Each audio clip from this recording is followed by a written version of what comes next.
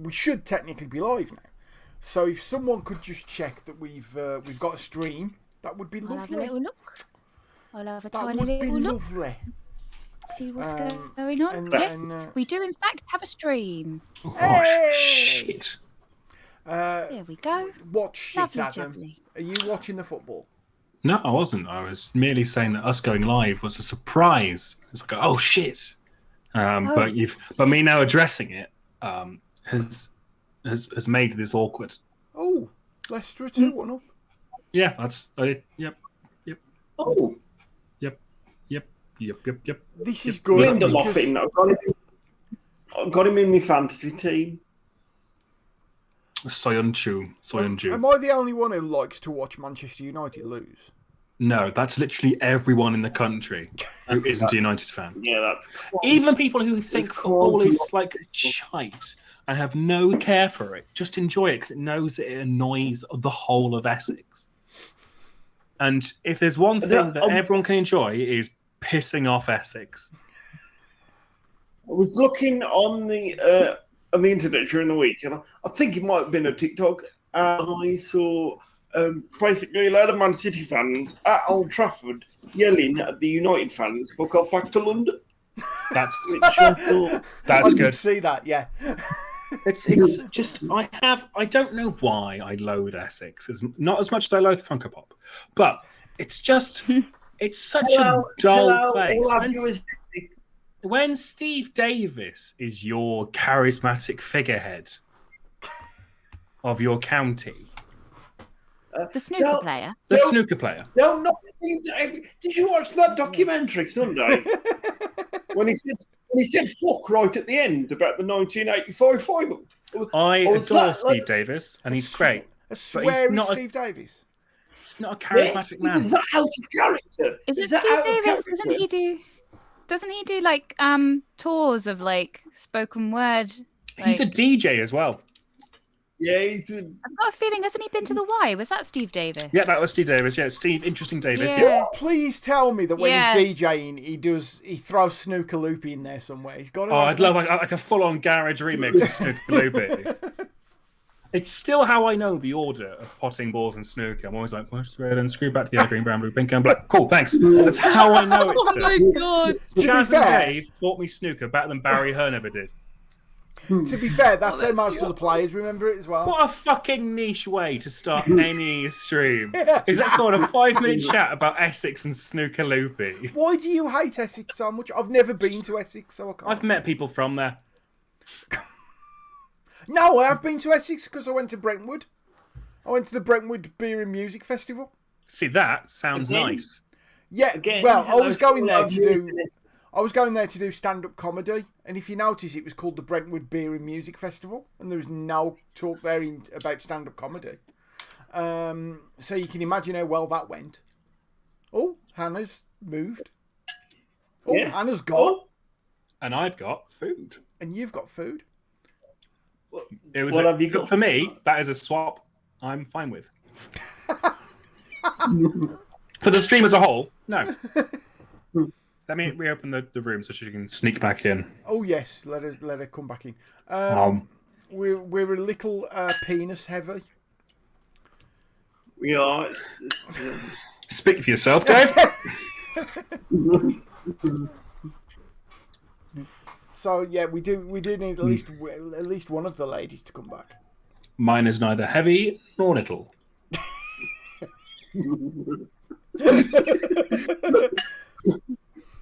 Perfectly proportioned.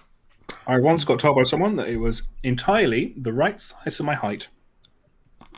Which it's just like, is that a compliment? I don't know if that's a compliment. And also, how do they know it's the right size for your height? Have they done a PhD in it? Is it like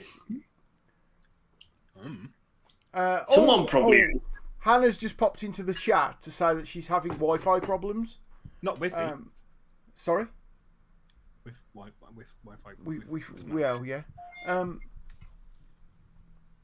So what we're going to do? I suppose we ought to just hang on a few minutes, aren't we? See if she can get back on.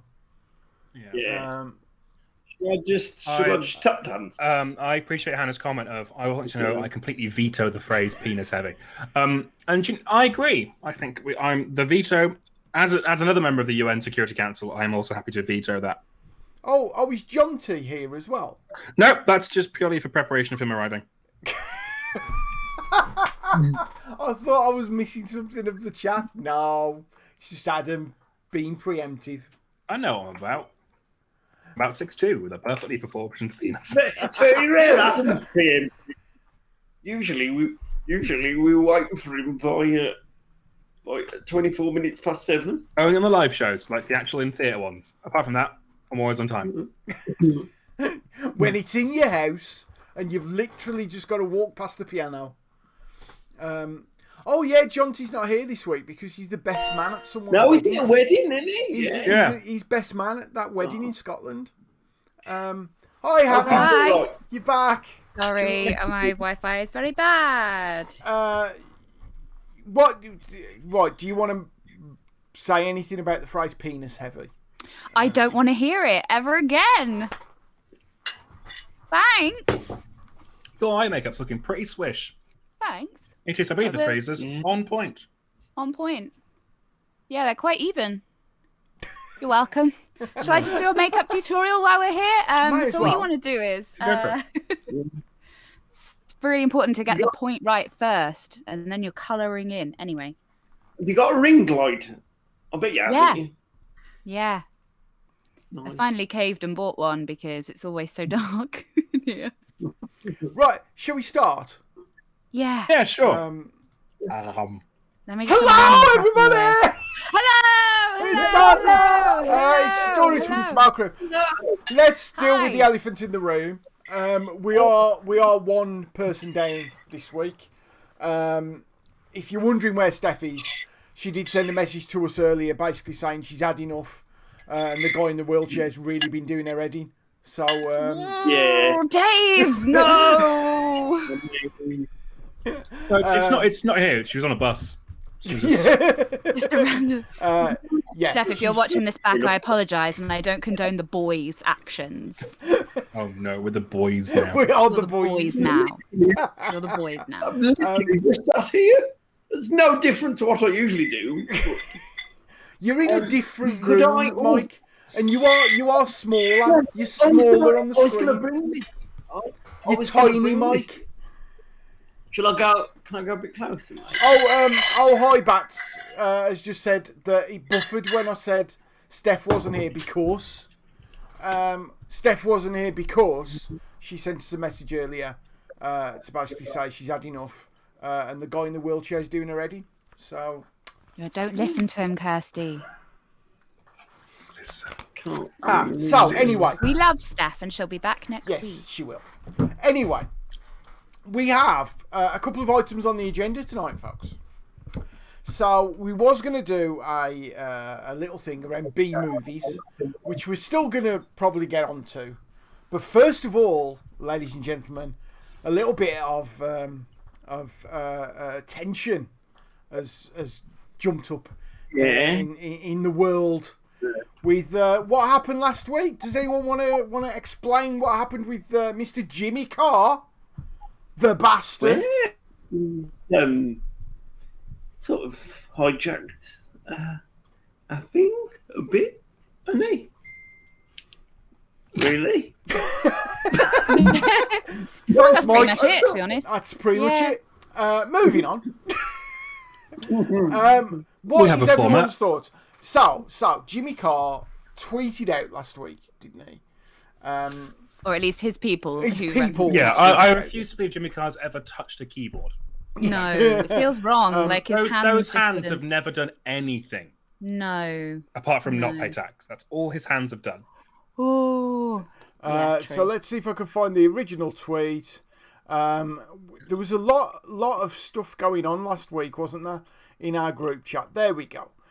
Jimmy Carr tweeted a little picture which said, "Do you have a hilarious true story? Is there a funny tale you always pull out at a dinner party that has your pals in fits of laughter? It's just written really badly. Are you famous amongst your work colleagues for your hilarious anecdotes? Is it in air quotes? No, it's in red. So everything else is in white, and that's in red. What's happened is the market really thought out this. They've gone, what's a good colour, Steve? Red. Well, they've gone, yeah, right. That sounds good. It is. That's great. That is. Thanks, Greg. Lifted and Mitre Studios are giving you the chance to tell your entertaining true story in yellow to a panel of comedians and celebrities in blue. Someone who designed this has obviously got graphic design as their passion. Yeah, definitely. Your story could be about anything. So weather, and I'm sure that weather's spelt wrong. It's a funny tale from your school days. We've done one of those. Holiday mishap. We've done those.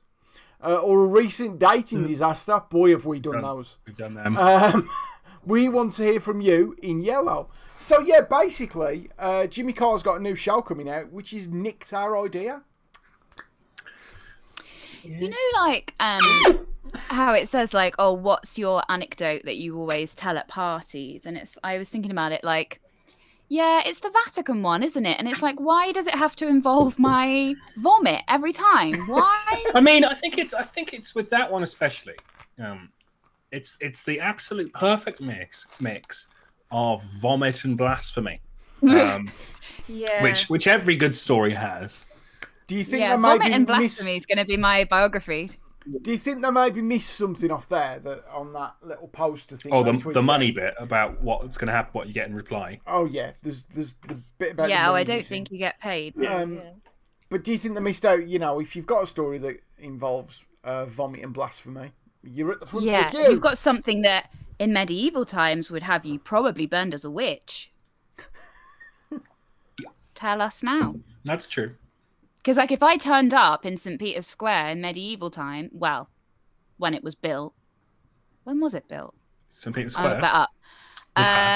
Continue. The past. Probably. And just, like, if I turned up at where the holiest person in the whole religion lived and just, like, projectile vomited, they'd be like, well, that's clearly the devil in you. You're for the pyre, mate. You would have been burnt as a witch, yeah.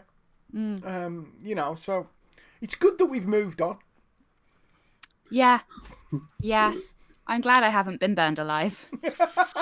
Although I did once go to a reenactment of a witch burning, and that was a whole thing. It wasn't like a day out. It was just she was in Shepton Mallet. Happened to be the same day. No, I was in Newmarket. So when they say reenactments, can you just go into that into a little bit more detail?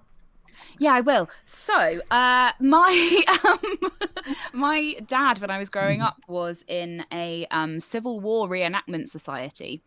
So we had a lot of friends. This tracks.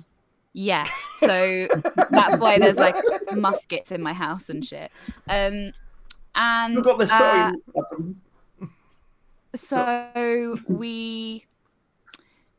we had a lot of like reenactor friends and stuff, and they did a particular thing in Newmarket near the racecourse, and they were like, oh, there's another group here that don't normally come today, let's all go and see what they're up to. And what they were up to was a full reenactment of a witch trial and setting her on fire. They had like all this like brush and stuff piled up, and they had her in the middle, and they had like smoke machines hidden in amongst it so that it would all like fluff up. And so she had a little escape thing out the back. I found out later because I was like, how did you do this?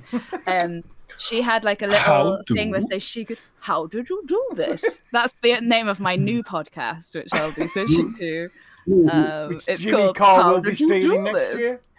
Probably. And or unless that's already a thing. Anyway, so it was like they did the full like trial, and then they tied her to the thing, and she was screaming, and it was like fire and smoke and shit.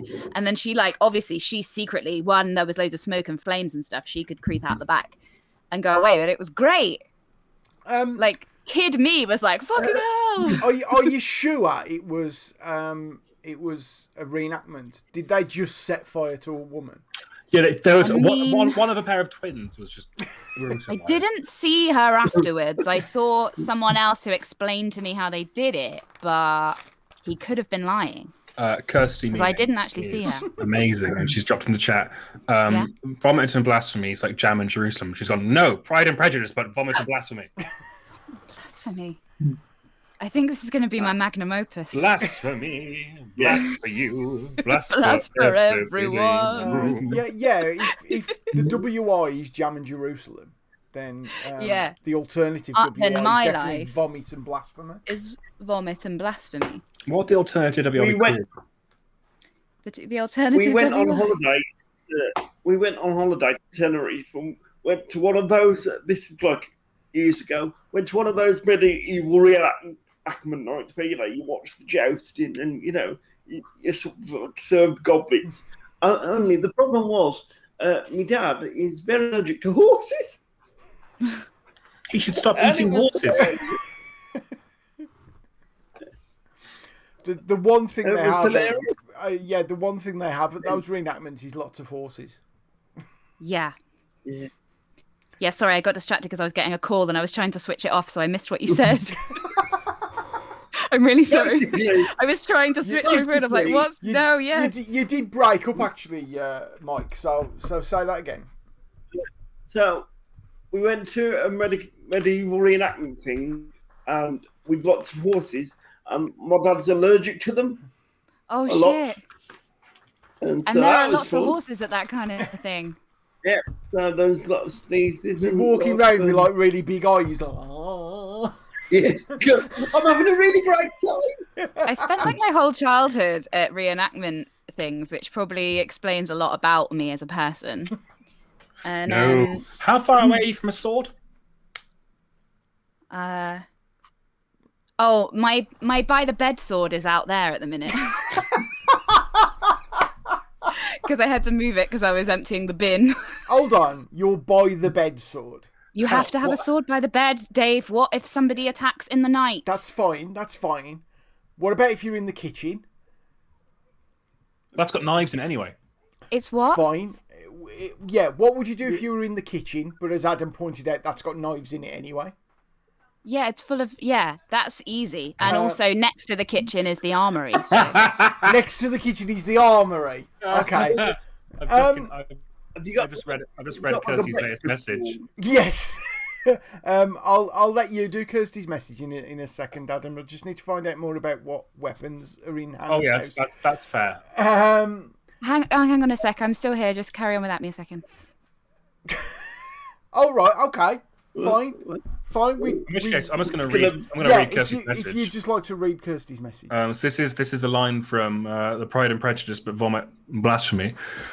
But Mr. Darcy, I cannot help upon whom I chunder. It's the greatest word. Kirsty, do you want to call the podcast? Sorry, guys. We've got family stuff happening. Okay. Everything all right? Are you okay to carry on? Yeah, no, it's fine. Yeah, sorted. Shall we get on with today's scheduled infomercial? Yes. Okay then. Fine. So, not as in like get on with it. That made me sound like a prick. Yeah, it did. Oh well. I wasn't meant to be saying like, should we fucking get on with it? It was more like should we do the thing? Shall we partake in the assignment of the evening? So do you want to go to the B movies? Is that what you're saying? Or do you want to... What? If UMC, Adam, what do you want to do next? Why am I... No, hang on. Don't throw the MC word on me. Because that's a level of pressure that I have, A, not prepared for, and B, don't appreciate. I mean, you're an improviser. Is not preparing the whole. No, but you have to be. You have to be, right. You need to be prepared to not be prepared. Like to not. Is Hannah frozen, or has she just? She's frozen. Is she just performing an art piece? Oh, okay. You can't. Yeah. Oh. It's a sausage party again. I was going to say unlock the room. Thank you. We're having a few problems tonight. We're only 3/5 of what we should be. 3/5 strength, like a quite a And weak team. oddly, I'm a lot closer to. It's weird. Like, one thing I did want to ask you all about the Jimmy Carr incident. Yes. Do you genuinely think the idea was stolen? No. Or is it just coincidence? I mean, I had a thought that surely, like, I'm assuming it's quite a big production company who can pay for researchers to just go. It's quite a big production company that can pay Jimmy Carr to have his new teeth. Guys, Well, I mean, I'm really sorry, but I've got to go. I've got to go and pick my dad up from the hospital. Shit. That's fine. He's all right. It's just that my mum can't go because she's in self-isolation because she's going into hospital on Friday. You don't need to explain it. Just go. I'm really sorry. Just go. I'll cool. I'll think of some ideas and I'll text them when I get home. I might be back in time because it's not that far. So if you're still on when I get back, I'll come back. I mean, if you wanna carry on the stream on your phone while you're collecting him, you can. No, don't do that. Don't do that. Last time. Yeah, people were scared about that when I did it last time. Yeah. No, go. I'll go, but I'll hopefully I'll come back. Okay, but bye. I'll think Hannah. about some B movies. Okay. Bye, I love you. Bye. Bye.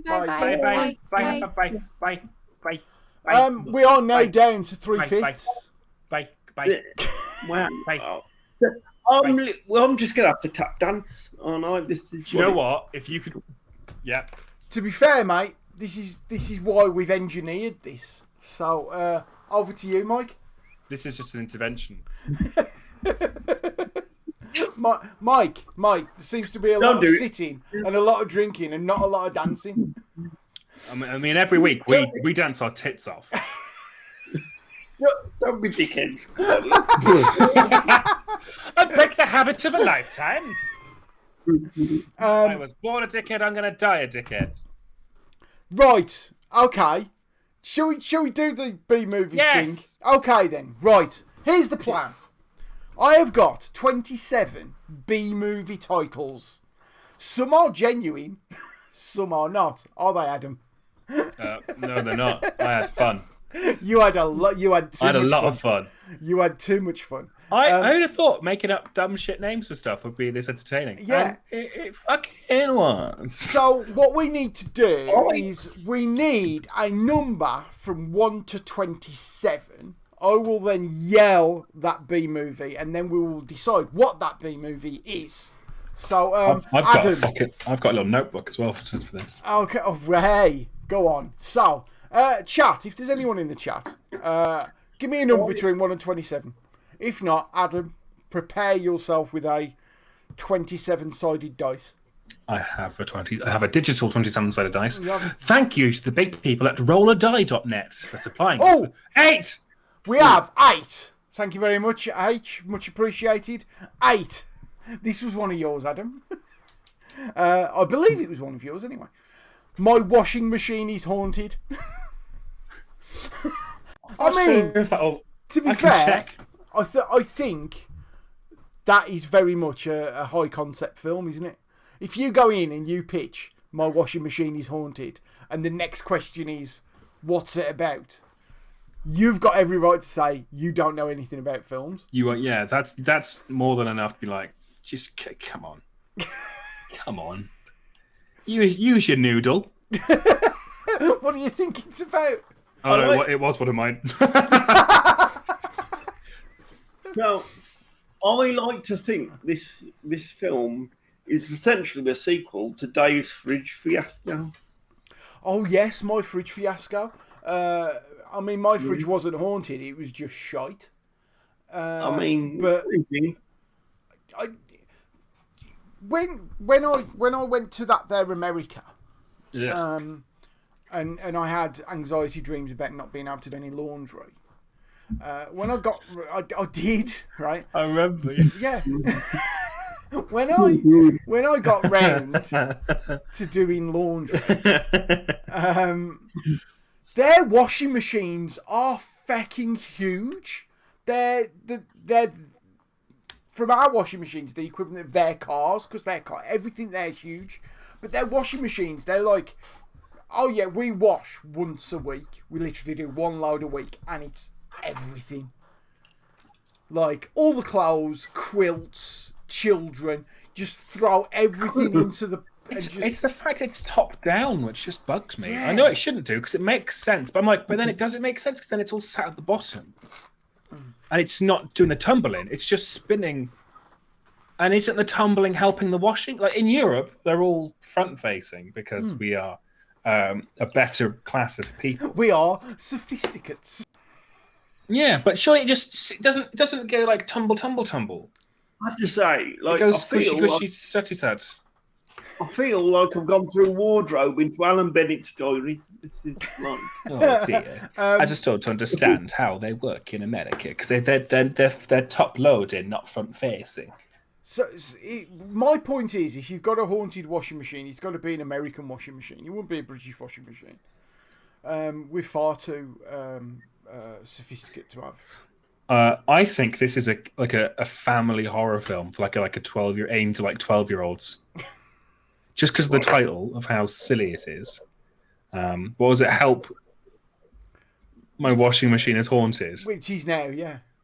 I think it's the prequel to Haunted Mansion. Right. The ghost started with the washing machine. Yeah, it started off with the washing machine and it infected the house because once they plugged it in, it infected all the wiring. And then there's the second sequel is Help! All my wiring in this house is haunted. Then it's the house.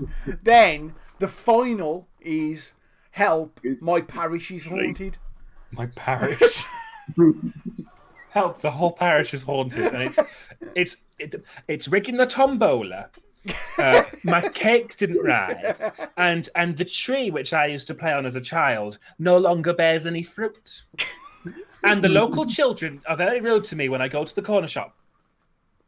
Hi Bats has put in the chat. Someone got murdered in a washing machine in Midsummer Murders. Now, if I'd have known that, I would have spent a lot more time watching Midsummer Murders. Was it done straight as well, or was it? No, it's a really gay washing machine. Thank you, Adam. Really glad we went there. Yep. It's literally my role on this podcast, isn't it? Let's be fair. We had another number because. So, I have a question about the washing machine. Yeah. What a normal sentence. Excuse me. Only on this show. You won't get this with Jimmy Carr. Is it voiced by Danny DeVito? Because I really want to. No, it's voiced by Danny Dyer. Right, okay. The washing machine had to get out of there as quick as possible. Things were getting airy. I had to get out of here. Whoosh, whoosh, whoosh. That's why when they go on the really fast cycle, washing machines move. It's Danny Dyer getting scared and trying to get out of there quickly. I'll have ya. It was a hotel washing machine, not so industrial, and they pushed you in. There is a film about a haunted, like, industrial sheet washer, and it's got not Wes Craven, the guy who played Freddy. Robert Englund. Yeah, he's in it. Yeah, because he did some proper dross. Well, quite a few of them Nightmare on Elm Street films, but you know what I mean. It's so weird. Talking post 2012 Steven Seagal. Oh, not that no, level of dross. It's not that bad. It's not bad at all. It's not that bad. Let's not be unfair to Robert Englund here. He's got some class. Yeah, Robert Englund, when he turns up, he does have a go. He does try. Can I say, I'm really glad you all jumped in there before I got to finish Steven Seagal. I can't even say no. Yeah, we knew where it was going, Mike. We wanted to save the blushes. Although I'm not sure why. It's half entertainment as this show is just. Well, okay. Let's do another one. Number between 1 and 26, Adam, because we've done one. Or should we wait for the chat? Is the chat going to give us a number? Wait for the chat. I'm just going to put. We'll do some harmless banter. I'm going to put some links in the chat as we go on as well. So we've got like a Discord. Absolute peak admin. Peak admin. Peak admin. In fact, what I'll do is I'll put messages in, and then we'll put hashtag peak admin. There we go. I'm tempted later on. I've got some recording to do, some voiceover recording, and then I'm tempted later on, like maybe because I get the feeling I'm not going to want to sleep later because of the mad hype of this. I'm tempted to stream me fishing on Red Dead Redemption. I've discovered that's the most relaxing thing in the world. Don't know why. I would watch that. I would. Mind you, I'd watch you stream anything. Because I'm madness. There was that great one, Adam, where you was streaming yourself looking at people's... the gay dad. The gay dad dating. Daddy dating sim. Yeah, the reason I played that is because Kirsty Nealing, and because she showed it to me. Arguably the greatest, worst game ever made. Shall I roll the dice? Yeah, roll the dice. But there was that one. Rolling it. The last one you did was looking at people's posh houses on. Yeah, that was fun. Zoop. That was a lot of fun. I enjoyed that. 24. 24. 24. I do like 24. one-word titles. This is a one-word title. Again, I think it's one of yours, Adam. Yeah. Crab. Just crab.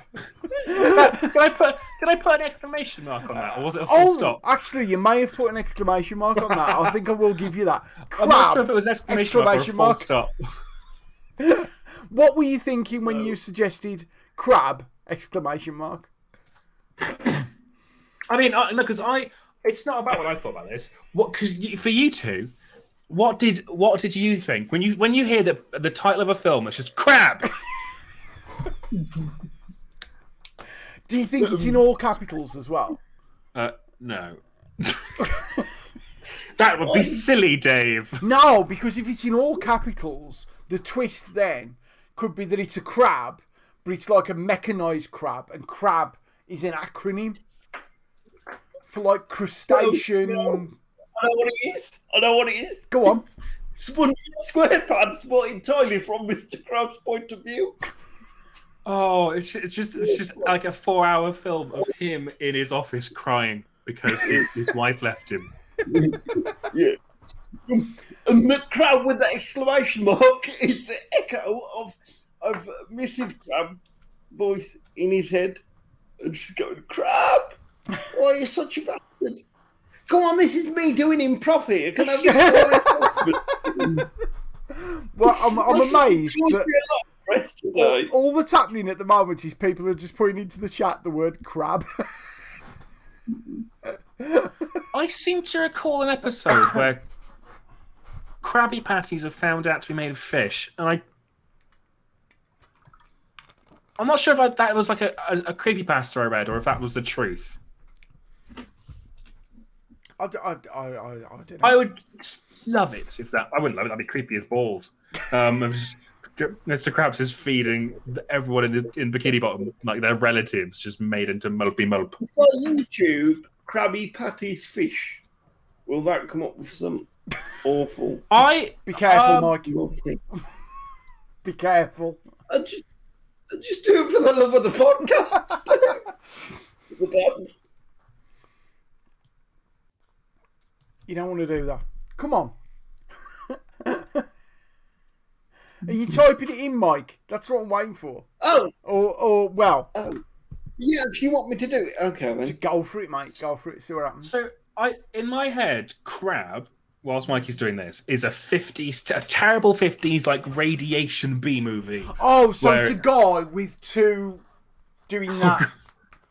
I mean, it is now. Yeah, that's 100%. I get the thing. This is exactly how films were made in the 50s, but there was like 5 guys in a room going, think of a noun. Give me some cocaine. Right, let's make a film. Crab! A man, claws, snip, snip. He was a doctor. He injected himself with a serum to try and make himself last forever.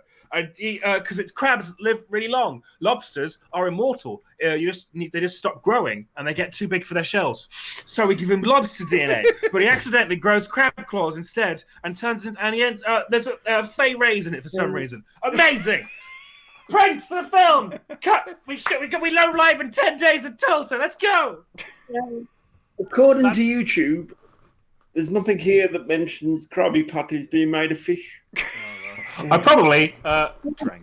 No, saying that, I'm only 7 videos down. I was going to say, YouTube's really gone downhill recently, hasn't it? Yeah. Their algorithm's just breaking it. You've all just frozen.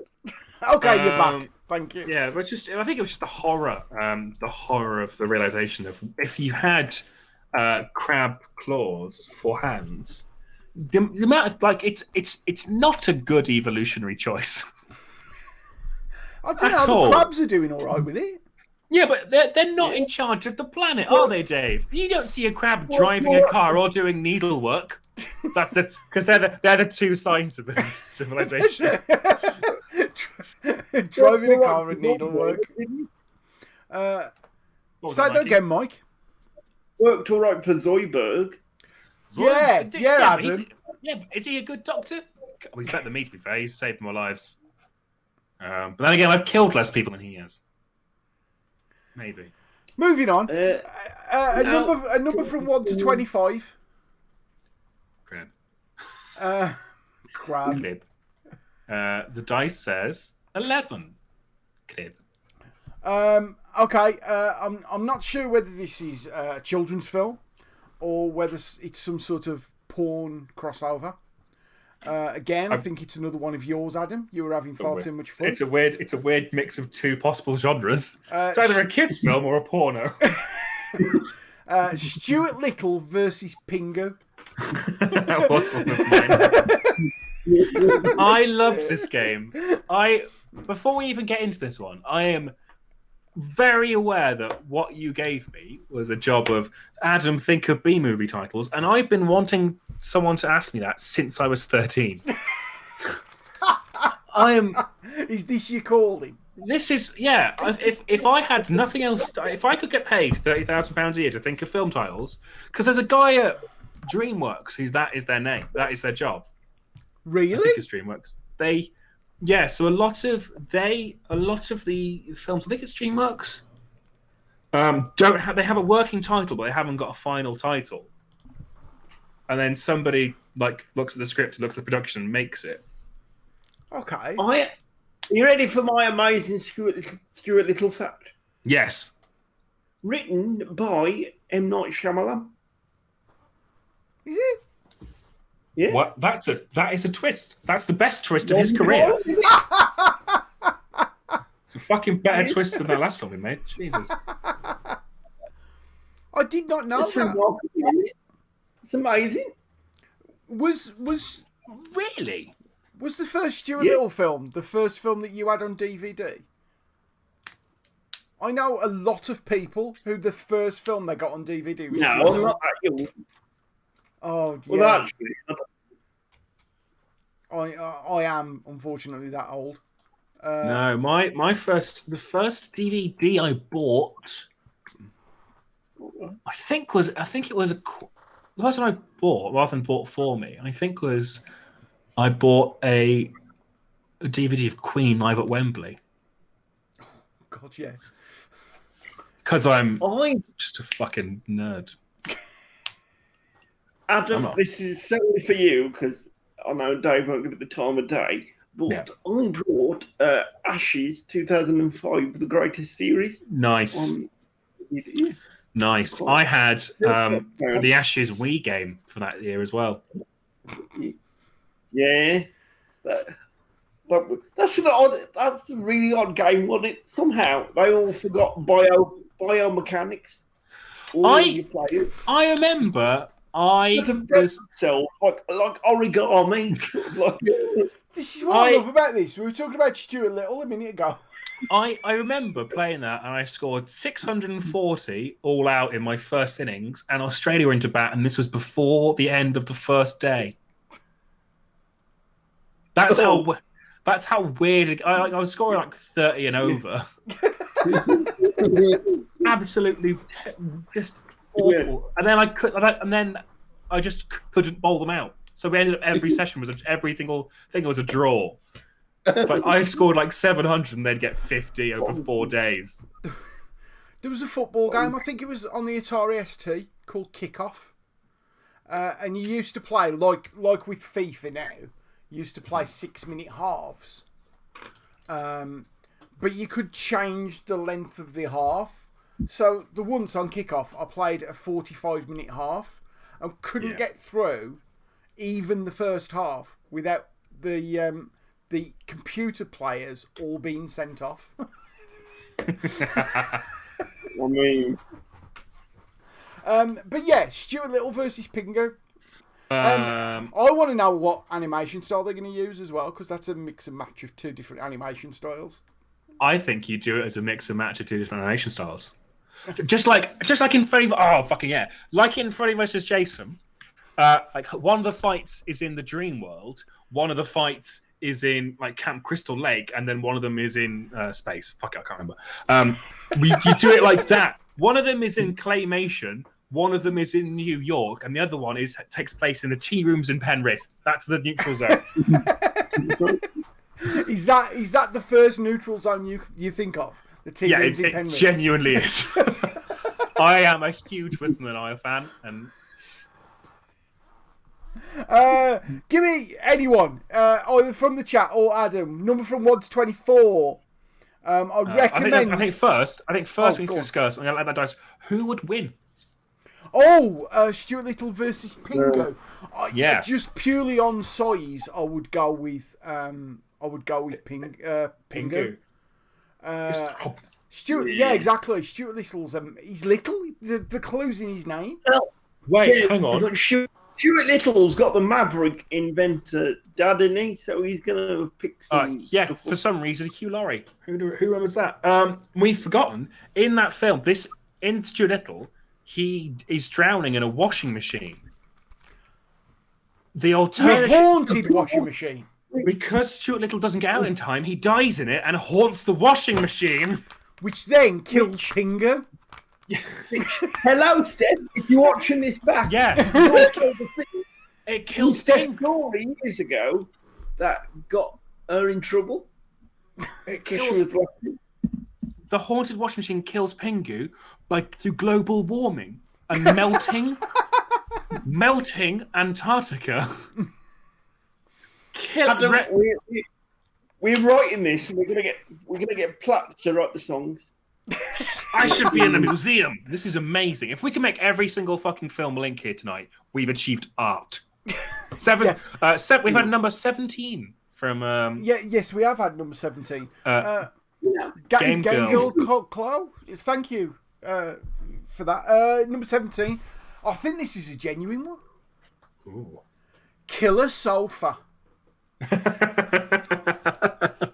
I'm not sure if that's a real film or not. It comes in the vein of Killer Bed. Oh no, it's a real film. Oh Jesus Christ! I was there expecting it to be like Deathbed, the bed that eats, the Killer Fridge films, the Steamer. I was expecting it to be like no, it's a real film. Right. Guess when this film came out? I'm gonna hold on. I was about to ask you that because I'm gonna take a wild stab that it was 1984. All right, Mikey, when do you think Killer Sofa came out? I think because like sofas and home improvements really hit off in the 90s with changing rooms. I'm gonna go then, like 90s. That is not a sentence I was expecting to hear tonight. I suspect the Killer Sofa will be based around Lawrence Llewellyn Bowen's career. The film came out. The Killer Sofa came out in 2019. Oh, I'm closer. Boo. Yeah, you're closest without going over, Mikey, so you get the point. It means you get to go on, and you can go for the teddy bear. So, I wanted the speed boat. That stunned me. That is such a recent... Mind you, well, we've had, like, Sharknado and stuff recently, haven't we? Yeah, and... don't forget Piranha. And because Piranha's from the 80s, it's James Cameron's first film. Piranha 2 was James Cameron's first film. Oh, sorry. Piranha 2, Flying Killers. They're great. That's a great film. Where the piranhas grew wings. What is it? Velocipasta came out recently, which I still need to see, but that's a real film. I bet that'll land quite heavy. Pastor? No. You know. Okay, Mike, apologise. No, I mean, I'm on the new internet, so I'll feel cocky, so I'm not going to. Right, you also mentioned another film that's on the list, so I'm going to rub that out as well, Adam, which was Deathbed, The Bed That Eats. I can't ask you what you think this film's going to be about because I know it and I own this film. Oh, you own Deathbed, The Bed That Eats. Is it a sequel? Because Deathbed, The Bed That Eats has got that feel of a sequel, hasn't it now? I want to know what you two think this film is about, and then I will tell you what it's actually about, and you will shit yourselves. But Adam, I don't want to foul myself on Twitch. I'm sure that's... Yes, you do. I'll check. You do words. Is it about those blow-up ones that you always get stuck in and they feel like you're going to eat? You know, the ones that are made of velvet you try and turn over, but you can't because your elbow's stuck in the groove, but it gets weird. You know when you go to a hotel... I don't know whether you right. Have you noticed when you go to a hotel, sometimes you can't even get the fucking sheets up? They're that tight around the mattress. Yes. So I have a feeling because of my own hatred for that. It's like it's a bed. It's supposed to be comfortable. I'm kind of on my holiday. That means I'm going to be coming in very late at night, either very, very tired or very, very drunk or both. And the last thing I want to do is be fighting with your sheets. You end up sleeping on top of it, don't you? Yeah, because it's just too much hassle just trying to get into it. So I like to think that this is one of those where you do manage to get the bed sheets up a bit and you get in and you kind of... And then as the night goes on, it simply digests you like a Venus flytrap. Yeah. Is that what happens, Adam? Do you know how that made sense? Did it? So enough. So the Deathbed, The Bed That Eats, it's not a sequel. It's a really, really weird art film. So a demon falls in love with a woman, and she conjures a bed for them to have the sweet, sweet lovemaking on. During which the woman dies, and the demon's so sad, like he's crying on the bed, and it makes the bed come to life, which is fine so far, makes sense. When the demon's asleep, the bed is like fine, whatever, I'm not gonna do anything. But when the demon wakes up, the bed gets powers and eats people who are on it. So far that is sensible. That's like that's a silly film. I'd watch that. That's dumb. But one person went on the bed and wasn't killed straight away because they were an artist. So instead, the bed, if I remember correctly, made them be immortal, trapped inside one of their own paintings, and watches the bed for all time. I mean, to be fair, a bed that values artists. Yeah, yeah. And then at the end, there's like a woman does like a half-hour long ritual of like putting stones in a garden, and it makes the bed transport into the garden, and then she breaks some twigs and the bed sets on fire.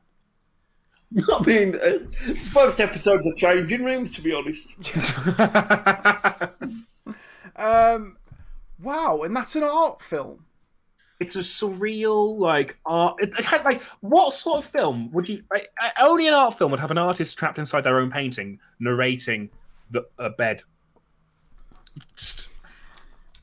Fair enough. Well, thank you for that. Give me a number between 1 and 22. I'm just remembering the fact that I own that on Blu-ray. I think I own it on Blu-ray. I spent money. You spent money. What is the worst film that you own? Out of interest. It might be Caligula. Oh, have you got the full-length hardcore version as well? I've got one with 5 discs, yeah. Because I like my smut in many different ways. Might be Caligula. Or it's one of the Godfrey Ho films. I have no idea what you're going on about.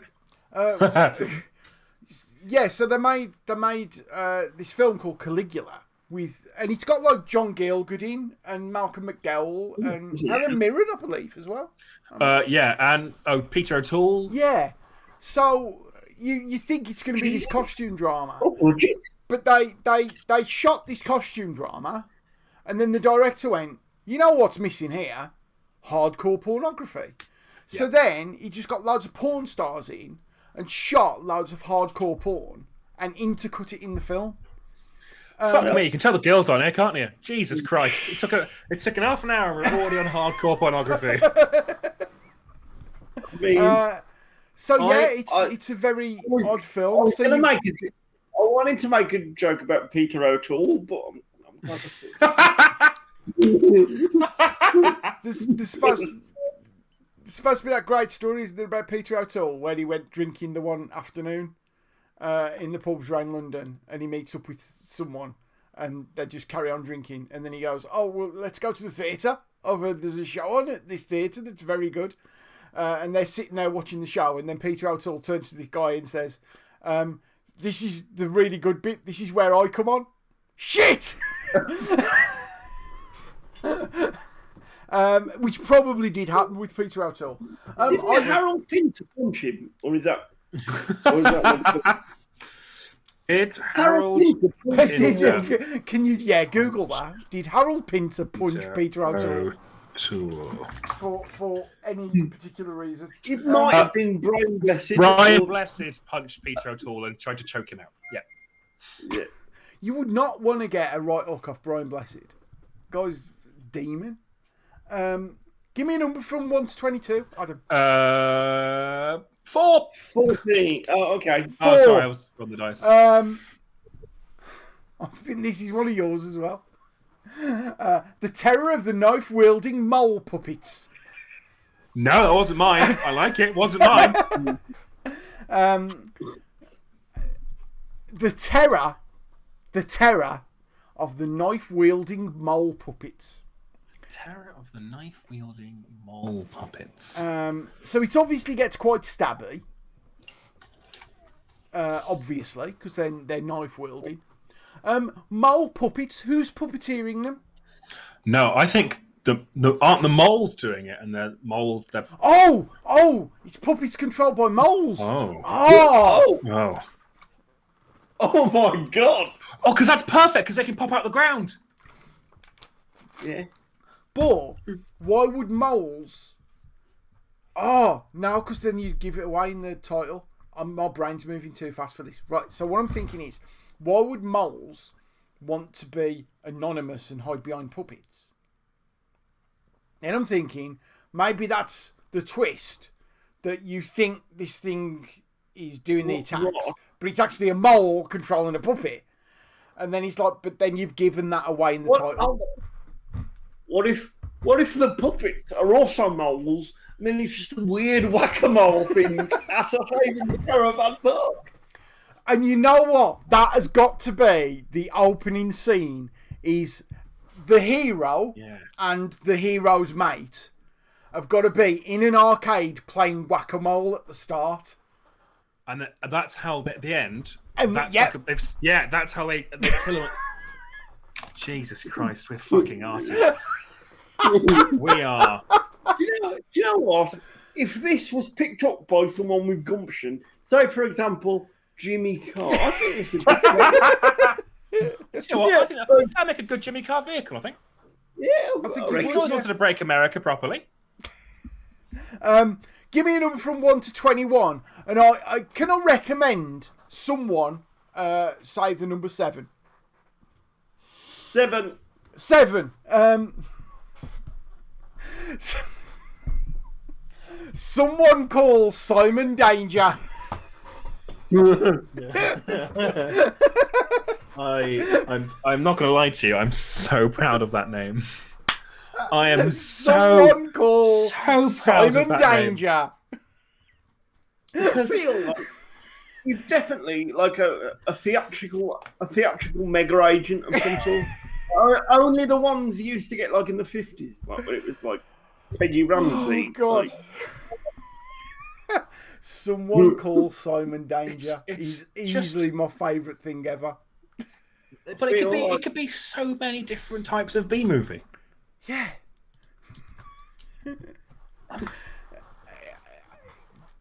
Everything about it screams B movie, but also screams. You would definitely watch this. Oh, if I was trolling late at night and it's like 1 a.m. and this popped up on the Sci-Fi Channel, I'd be like, yeah, fuck it, why not? This sounds dumb, especially if it was from 1958. I'll take this off the list because I'm mentioning it now.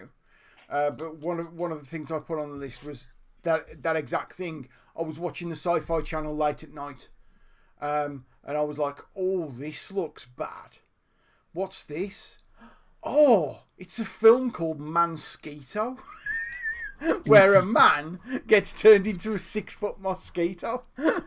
Just sci-fi movie originals are terrible.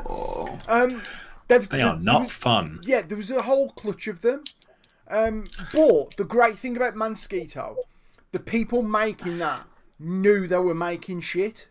Yep. And embraced it.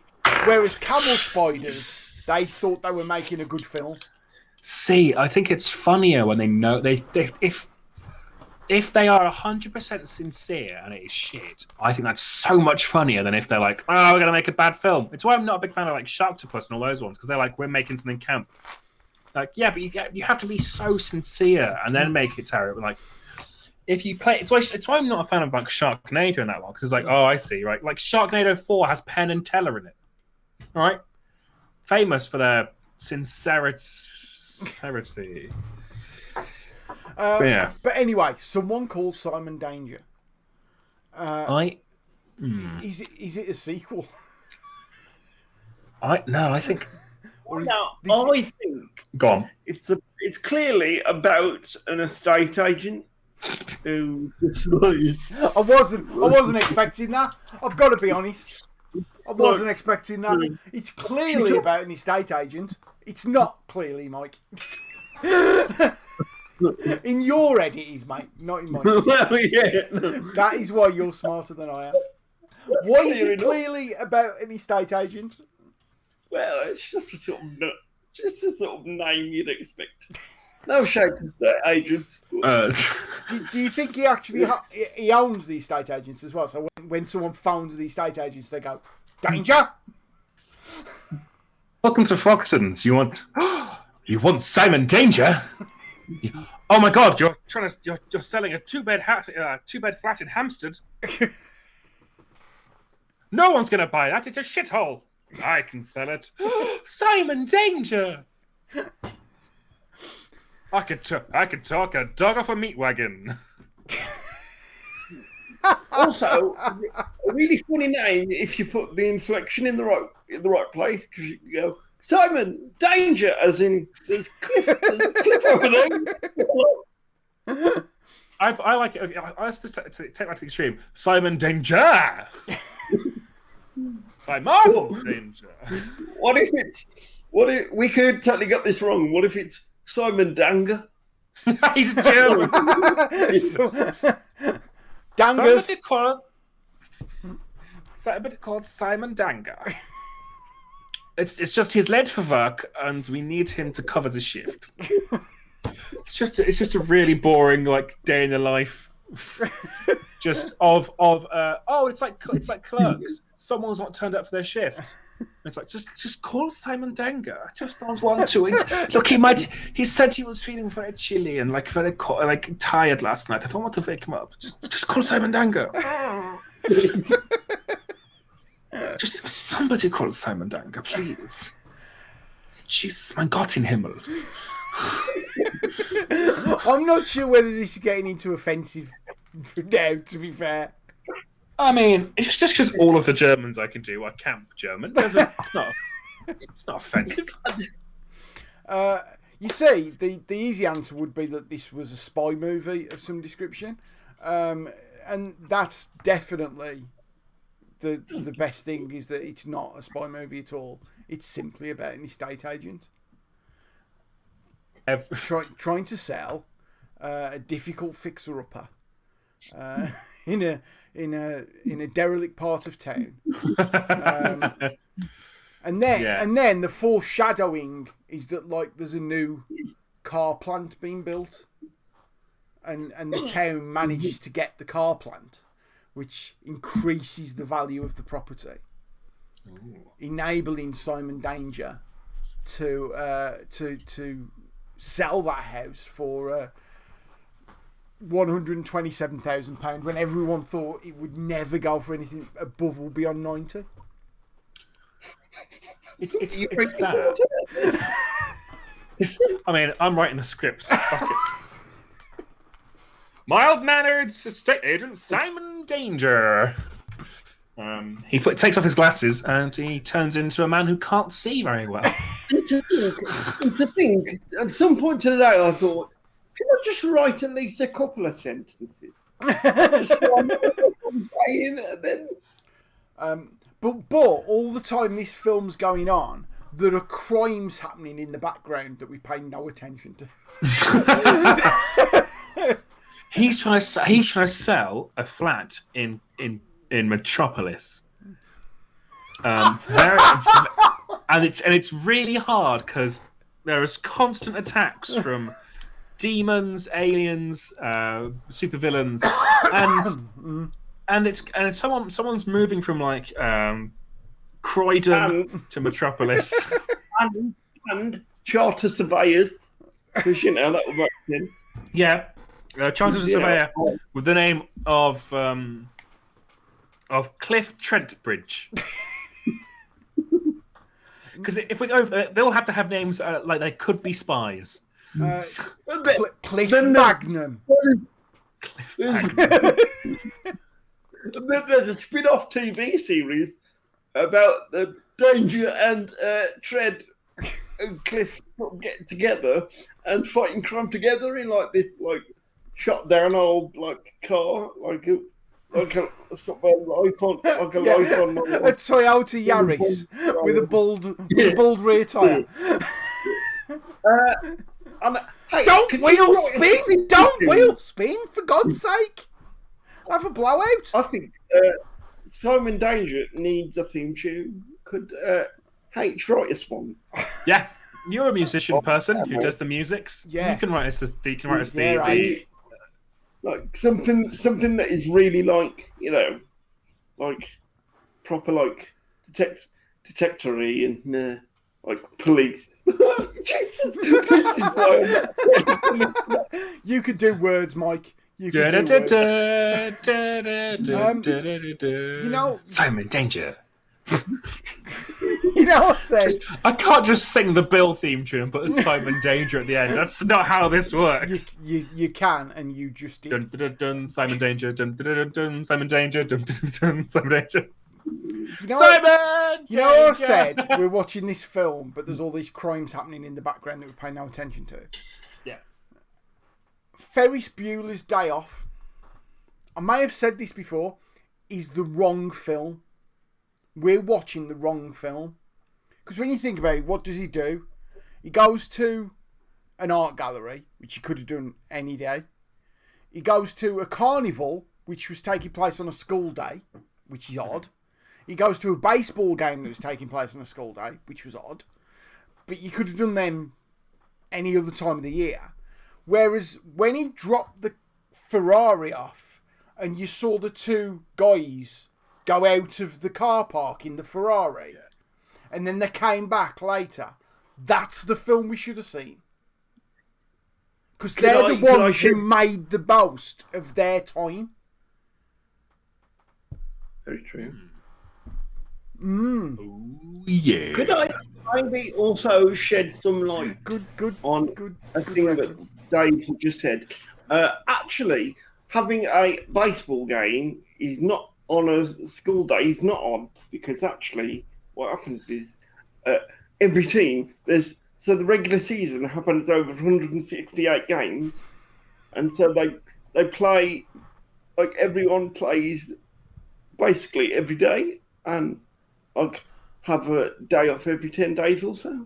So actually, Wait, their season is 168 games long. Yep. Goes from early April, and the playoffs happen sort of October time. What the shit? Yep. Proper knackering in it. What? That's mad. Yeah. I know, like the Russian Hockey League has like 65 games in it. I was like, geez, that's a lot. Yeah. And there's Man United complaining about playing 3 games in 5 days. To be fair, baseball is low effort. it is very low effort. At least cricketers get 4 days off between games. If it's a test match, they've got 4 days off during it. There's not a lot goes on in a test match, be honest. I'm a big fan of test. Although saying that, I've seen cricket live, and I don't think it's one to see live if you don't drink. I've got to be honest, everyone who says to me, oh, cricket's brilliant, goes, because you can drink all day. Yeah, drinking's brilliant and cricket's fine. Yeah. It's like... Genuinely. I can genuinely drink all day without the cricket. That's a problem, Dave. The best thing that ever happened that entire day was when a man in the crowd shouted at the Pakistani fielder. It's a very, very short man, and he just shouted, "Your jumper's too big for you," over and over again, which funny. But when it's 20 minutes on loop, it's sort of I'm a big fan of the one day. That's great. I'm a huge fan of that. That's genuinely exciting to watch live because you can do both drinking and excitement. Also, can't do that in the football. Also, when I went, the seats were at ground level. Actually, all you were seeing was just 11 men clap occasionally in the far distance. It's like you're watching a very small play from a distance. Yeah, well, yeah, it sort of was. But you'd assume that if you're up on the tiered bits, at least you could see sort of what's going on. I have often thought that, like when you go to the football, like at the Molineux, the disabled part is behind the goal on the North Bank, and it's pitch level. And I've only ever seen one professional game at pitch level, and I didn't enjoy it because you can't see anything. You need to be looking down. Willy Molly is massive in real life. Huge. You got a big willy, clap your hands. Way. Perfectly sized. Give me Wrexham. Oh, go on. Wrexham have their disabled seating high up, and regularly get praised for it. I should think so because you should be looking down. Also, yeah, it's like high ups also, which mean, and they're it's even slightly higher up, so there's like constant view. But if people do stand up in front, their view is fine, which is good. Also, another thing that happened at the cricket was, so there was a brass band playing outside, and they piped through via speaker the stuff that they were playing. And on this occasion, it was 80s pop. Oh, nice! You rhythmic on the brass band. While you sat there, I've no way. There's nothing better, quite frankly. Just while you're peeing, a brass band version of "Never Gonna Give You Up" starts coming through. No, what's the Eurythmics one? I've forgotten. Sweet Dreams. That's the one. Yeah. Thank you, Adam. I was scrambling in my head then. I know Eurythmics did a song.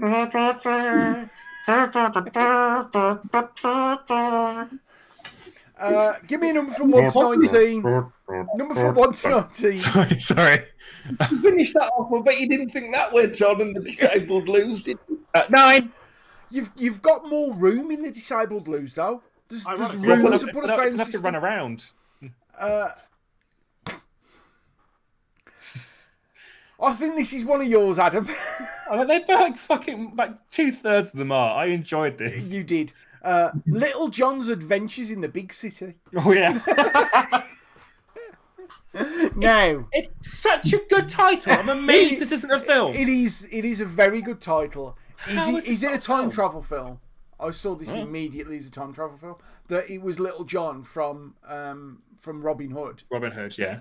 Was transported through time to New York, where he had, believe it or not, clues in the title, adventures. I'd do that. Or is this a real one? Oh, please. This isn't. I do not have a clue if this is a real film or not. I'm going to Google it now, and I fucking hope this is real, because Little John. I think perhaps this is what John thought when he woke up this morning. John's adventures in the big city at a wedding. Yeah. I mean, I don't know where this wedding is. Could be in Scotland. Like, Hebridean. Well, I'll say Scotland, like Glasgow, Reading. Yeah. Can I, John? If you're watching, can you let us know? When you watch it. Can I make the can I request that Little John in this is like the big city is New York. It's modern day, real world New York, but Little John is the bear from the animated Robin Hood. Right. I think, but it's a real bear. You know what? Right, because the thing is, they're not really little bears, are they? No, bears, on the whole, bears are quite large. Yeah, they're just like fur and teeth. That's a poor effort. There's a great book. There's a great book by Bill Bryson called A Walk in the Woods, where he goes for a hike across the Appalachians with a mate of his, and when he goes to the shop to buy all his supplies for this walk, he just happens to pick up a book on bear attacks. And then there is a VHS of how to survive bear attacks. Right. Well, this is what he was talking about, because he says some people say you're supposed to stand still. Some people say you're supposed to run. Some people say you're supposed to climb a tree. Some people say whatever you do, don't climb a tree. Depends on the bear. Right. What you're meant to do is ask them first. Excuse me, Mr. Bear. Could you fill out this survey as to what your weakness is? And then whilst it's doing the paperwork, you leg it. But he told a story in there about the Appalachians. So you've got these bits where you don't see anybody for like 5 days. And then you've got another bit of it, and it's a proper touristy place, and there's picnic benches and stuff. And he says there was one family, and this is why when you said a bear in New York, there was this one family who a bear came to the picnic spot, and they got a small child, and they went, "Oh look, it's a bear." So they got the baby's hand and dipped it in some honey, and held the hand out of the baby for the bear to lick the hand, and the bear bit the baby's arm off because it's a fucking bear. Because it's a fucking bear. I want that on my coroner's report. Cause of death: it was a fucking bear. So if Little John's Adventures in the Big City is indeed a bear, it's a bear going around New York, and people in New York going, "Wow, look, a cute bear!" and being massacred to death. And there'll be one rookie police officer who's like, "It's a fucking bear. Stop! It's a, you know what I mean?" I really hope that in the middle of these Appalachian Mountains, the police officer was an absolute cold Yorkshireman. Right, it's a fucking bear. You daft bastard. Now, got better. It's Sean Bean, or bastard bear, or Sean Connery would have been wonderful in that film. Doing Sean Connery as the New York chief of police from Edinburgh. Yeah, who's a bit Scottish. Hey, it's a fucking bear. Sean Connery, the Chicago cop from Edinburgh, the Russian submarine captain from Edinburgh, the Egyptian prince from Edinburgh. He's a fucking bear. I was brought up in the Bronx. And he loves Scotland so much he doesn't live there. Yeah. That's because to be fair, he is dead. Well, there is that. I'm trying to remember. There is there was a spate of bears getting into American bins and in like parks and throwing rubbish everywhere. And a news reporter asked, "Just make the bins harder to get into." And the park ranger went, "Yeah, but there is a definite overlap between how clever bears are and how stupid people are."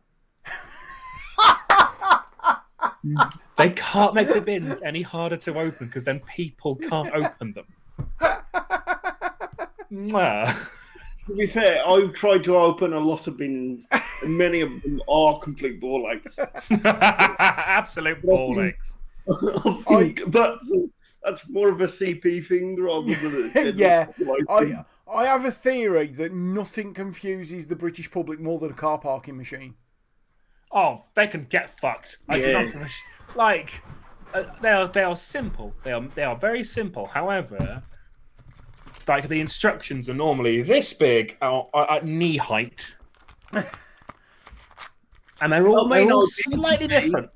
I did see what I think it's in Shrewsbury. The one there is like really badly designed in that you have to put a coin in here, and you get you have to press some buttons here, and then like something comes out down here, and you're like, no, that's just bad design. I love the fact you said that was in Shrewsbury, like it was some famous, like well-known landmark. The Shrewsbury parking.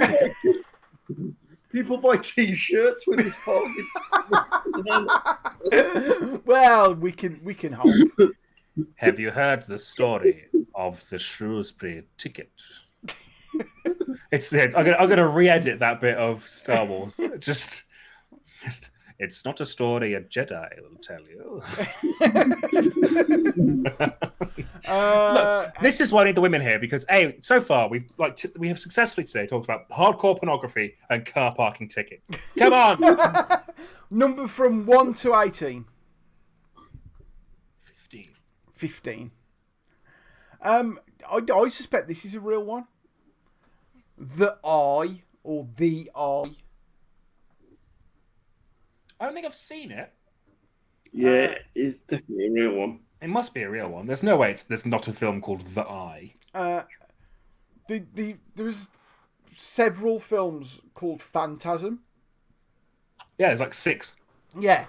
And whenever you say to people, although Adam's probably going to prove me wrong now, whenever you say to people, what's Phantasm about? They will say the following line without exception, which is, it's the one with the ball. It's the one with the ball, yep. And I've seen Phantasm, and all I can remember about it is it's the one with the ball. Adam? I've seen Phantasm, and all I remember of it is it's the one with the ball. And the old man. But it's an old... Oh, yeah, the old man and the ball, yeah. Yeah.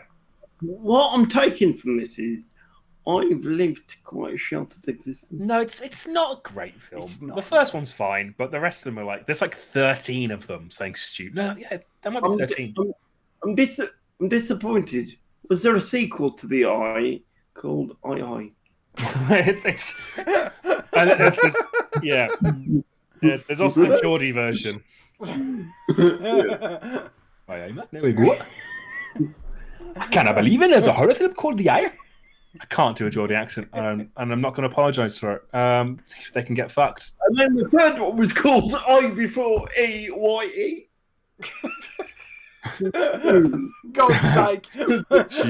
What do you think The Eye is about?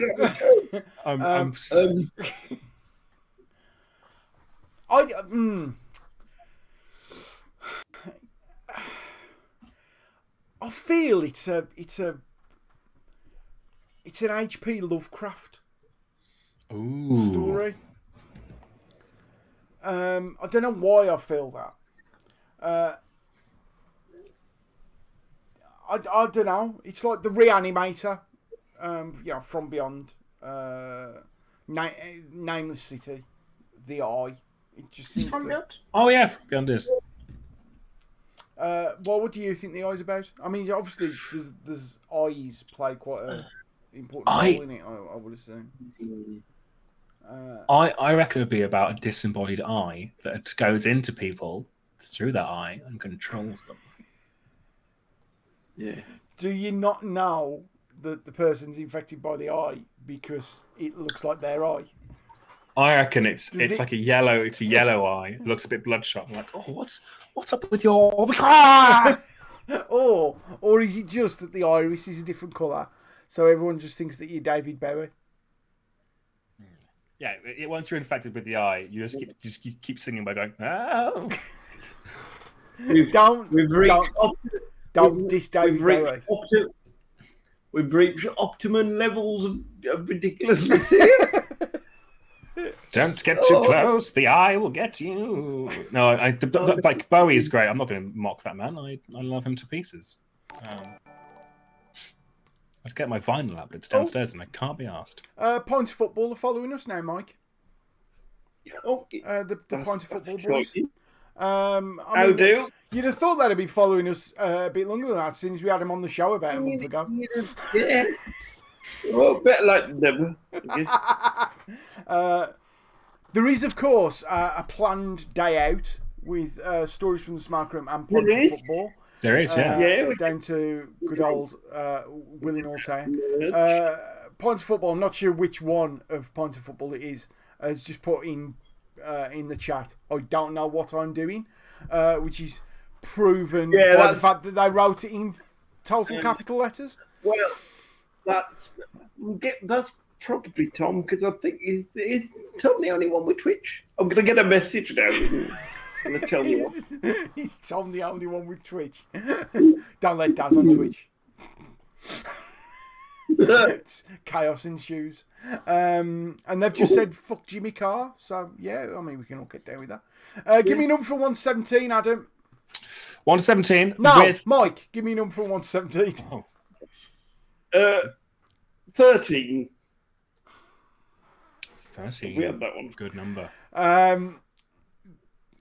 This is one of those where I'm split whether this is real or not. Because it feels like it should be real. Ali in Vegas.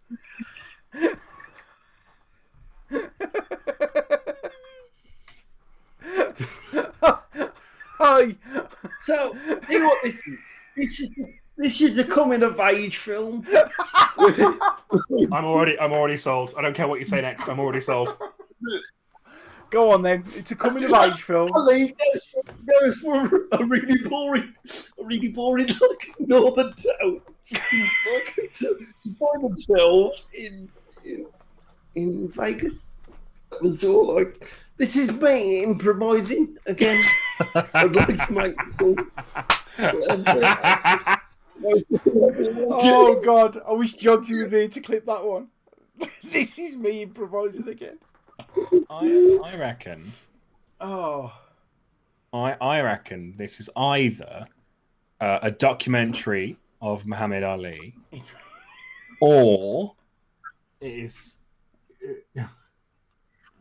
I now want to see Muhammad Ali doing his like a stand-up show, like a residency in a Vegas hotel.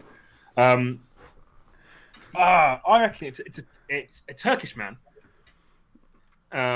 who risks everything and hitchhikes his way to Vegas so he can make his fortune. So his family will have respect for him and he can marry the woman who he loves. But he learns across the way that the real friendship isn't the money, because he doesn't win, but he grows as a person. And also catches a venereal disease from a prostitute. That's Ali in Vegas. Vegas. Venereal disease. Heartwarming. Who are you? Heartwarming Who are you? tale. What have you done with the cynical bastard? We usually know. You say that, Mike. He has given him a venereal disease. I know. What can I say? It could happen. But you know, small steps. Small steps. I've gotta learn to be lovely. Okay. Tom, if you're still there, give us a number from 1 to 16. What you do there, Tom, is you type a number between 1 and 16 on the keyboard and press enter. 7. There you go. Space jaunt. You see, you start with space and you think, what? But then the word jaunt it feels like you're just going to the shop. See, is it travel or is it about like the specific type of jazz? Like jaunt. It's a jazz band in space. That's what it is. Right? And the drummer trying to do a drum solo in 0G. That'd be pretty fucking dope. Oh my god. Stop.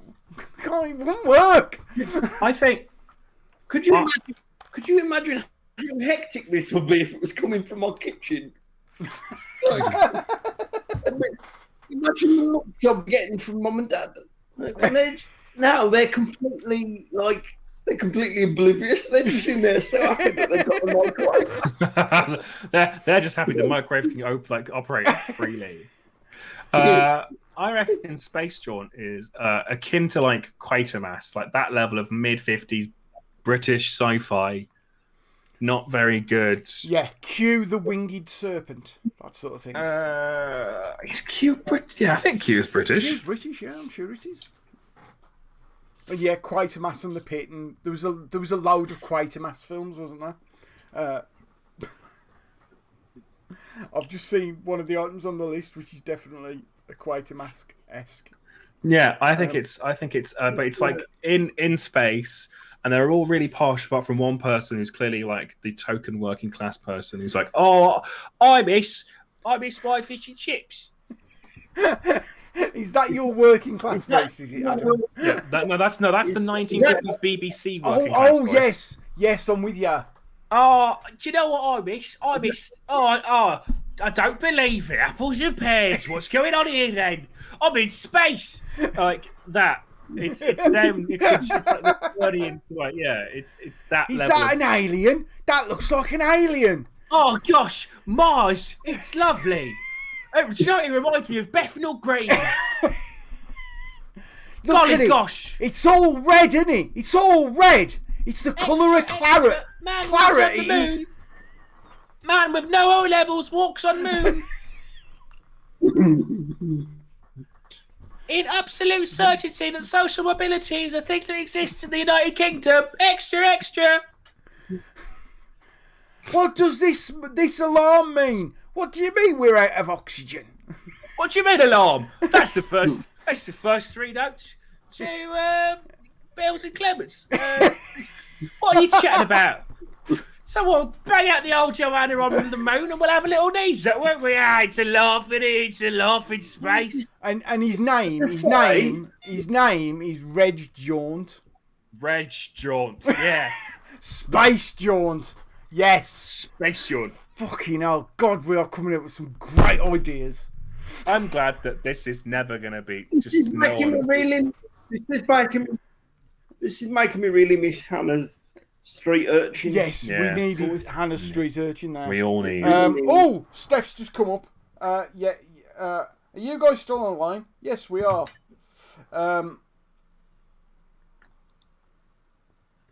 Hannah's also requested that we don't say the phrase penis heavy in her absence. Okay, I won't say penis heavy. Okay. Good. Mission accomplished. There you go. Well done. So we'll keep going. You never know. Steph might pop in a second. Fuck it, I'm jumping in. That's what she says. Let's unlock the room so she can get in.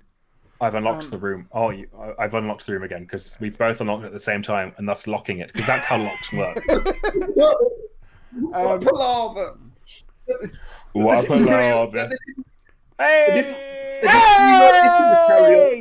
What's up, the truckers? Lady. Hi, Steph. Hi. We're glad you're here because we were very penis heavy. Oh no, we're not supposed to say that. Yeah. Gross. We're doing B I movies. don't want to go back away.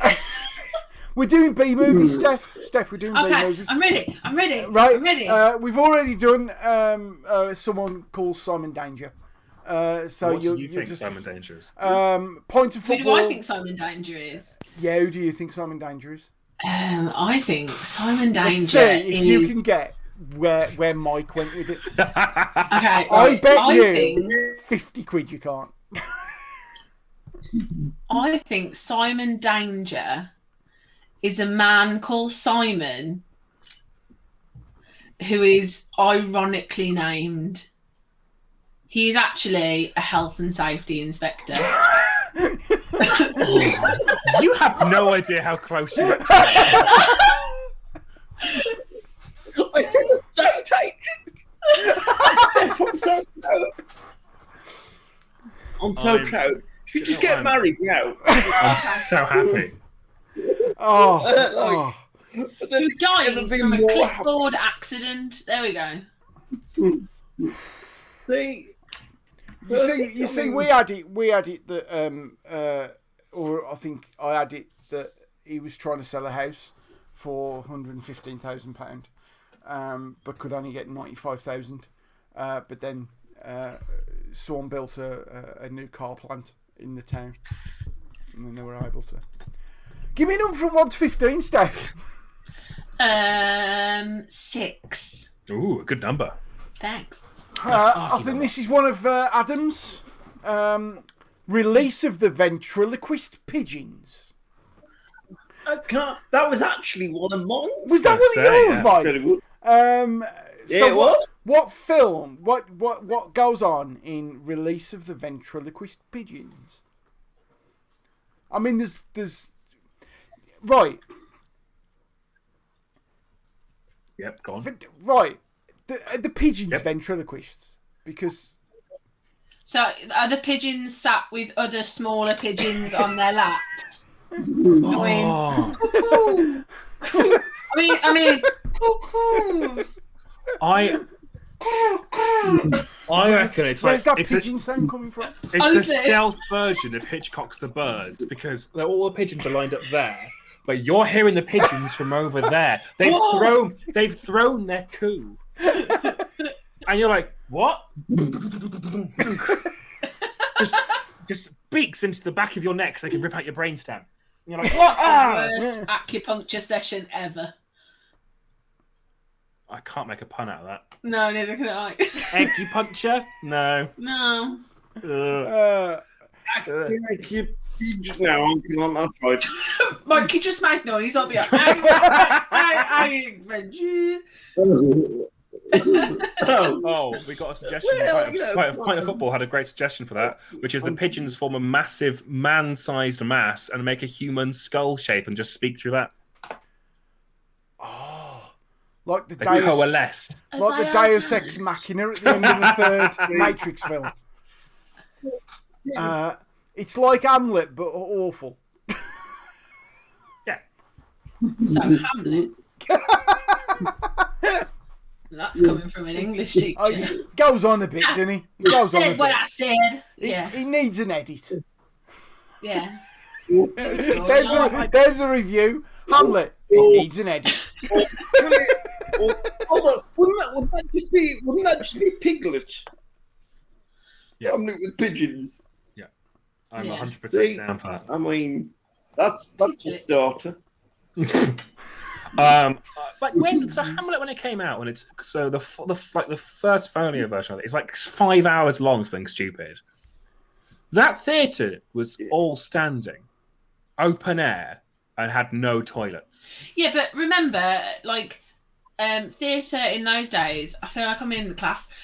Theatre in those days was not civilized. People came and went. People like had like a chat, like got pished, and then wasn't it quite a violent affair as well when they sort of like heckling? It was if you were in the standing bit, yeah. I mean, the last time I was standing in the Globe was for Othello, and Tim McInnery nearly set me on fire. The Globe. Not intentionally. He was just stood with a torch because obviously there is no lighting. So they go, "It is night. Here is a torch to prove it." And he stood very, very close. And I was like, I was like 18 and thought backcombing was like gonna get me a boyfriend. I had a lot of hairspray. Did it? No. Oh. That's not along with many other That was things. enlightening. So you were nearly set on fire by Lord Percy? Yeah. Wow. And you've I never told us Tim that McInerney, story 'cause before. It's a very short one. It wouldn't make a story month. Wow. Tim McInerney sounds like 3 different people. Yeah, it does. So, welcome to the stage, Tim McInerney. Hey. See, you call him Rose right now. I call him Tim McInnery because it's wrong, but it's how I pronounce it. I thought it was Tim McInnery. I thought it was Tim McInnery. He calls himself Tim McInerney. Yeah. And And I'll be honest, he'd know. I just every time he says it though, because I always think it's like written by Tim McInerney. I'm always like, it's written by 3 blokes. Let me Google the fella. Number from 1 to 14, Adam. Sorry, Mike, you just said you didn't think Tim McInerney was playing Othello. No, I said, let me Google the fella. Oh, right, sorry. Oh, no, that would have been a very different play. That's why did my spit take? I was like, what? No, he played Iago. He was very, very good. 12. That's a real one, actually. Oh. The incredibly strange creatures who stopped living and became mixed up zombies. I think that kind of explains. Oh, I know him. Again, it's high concept, isn't it? Yeah. Go on then, 1 to 14. Number from 1 to 13, even. Bring back safe standing and free pissing at the theatre. Cheers, pint of football. God, we get football people on for one chat. And now they're talking about pissing in the stalls. Oh, we can stop the cop. I'm so proud of my mate. I'm so proud of my mate. Yeah, this is your fault, Mike. Yeah, it's you. Yeah, it's what the fans I want. went to see Twelfth Night at the Globe and was standing up because it was the cheap seat. Well, say cheap seat, cheap standing. It was a £5. It's not comfortable. No. You know what I mean? And but I'm not paying £25 for theatre. Fuck that. You're literally the reason why theatre's dying. You are such an uncultured swine. I mean, to be fair, he's right, because one of the reasons why theatre is dying, not dying, but isn't as popular is because it's not accessible. Crumbling. It's not accessible. What's that? It's pay £500 to go and see Hamilton. Get fucked. I mean, I would. Yeah, some of those prices. I appreciate, it's central London. The cast is massive, and the producers need to have £5 million a night, while paying the absolute bare minimum to all the talents on the stage. Number from 1 to 13. Number from 1 to 13. Sure, it's 1 to 8. I was so hoping he was going to say 8. Big Wang. Do you want to say that again? This time, not break up.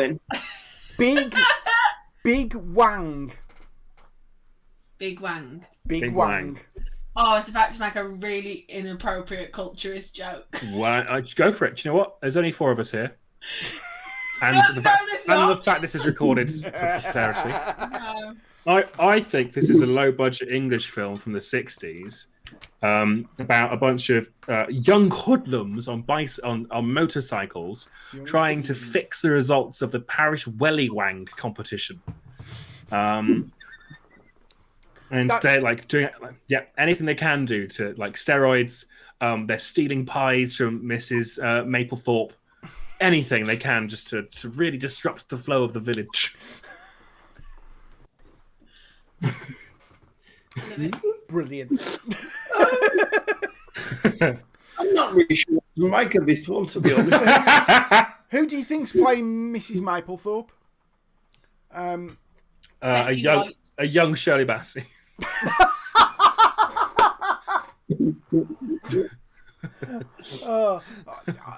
You see, I was immediately going to go for the posh Kathy Burke, but the young Shirley Bassey. Why not? I'd have gone with someone like Diana Rigg. You know, sort of like. Oh yes. Emma Peel. Yeah. Good old. Sorry, I've just reduced Diana Rigg's entire career down to one role. Number from 1 to 12.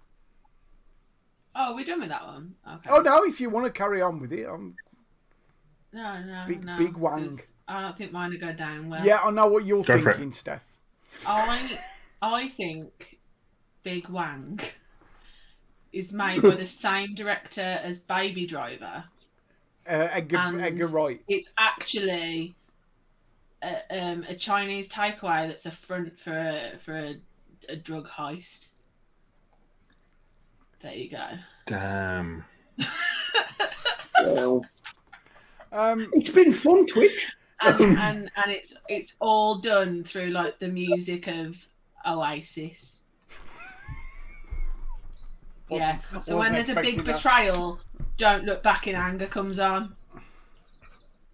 Yeah. I think we've just. And the opening credits just come up as the guitar solo. The guitar solo is starting. And it's like, yeah, I'm not gonna sing as I'm a guitar, but you can all imagine. I've never heard a guitar before, Mikey. What do they sound like? Yeah. Shut up. Go home. I literally am. We haven't been allowed that for a year. It's okay. For Monday, we can hug people, but don't touch me. Yeah, that's weird, isn't it? I've become quite accustomed to this lifestyle. Adam, would you like to read what Point of Football thinks Big Wang is about? Yes, of course.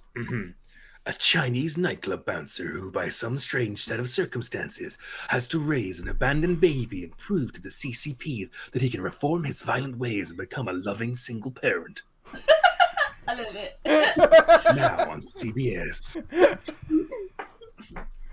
Oh, and there's going to be. I mean, that's you a can tell how franchise. many people did drama degrees. You can tell how many people did drama degrees on this stream tonight. Number from 1 to 12. Who did a drama degree here? No, as in just Steph. Then I was pointing at Steph. I wasn't saying I did. I was. Steph's above me on my screen. I'm above you all. Let's face it. Steph's that way for me. Well, she's that way now. Yeah, she's she's that way for you. Yeah, cool. doesn't matter. Cool. Number from 1 to 12. 2. Oh, that one. Yeah, 11. Hold Mikey on. goes. What are we going for? 11. I'm going Mikey. Right. Yeah. The hottie and the naughty.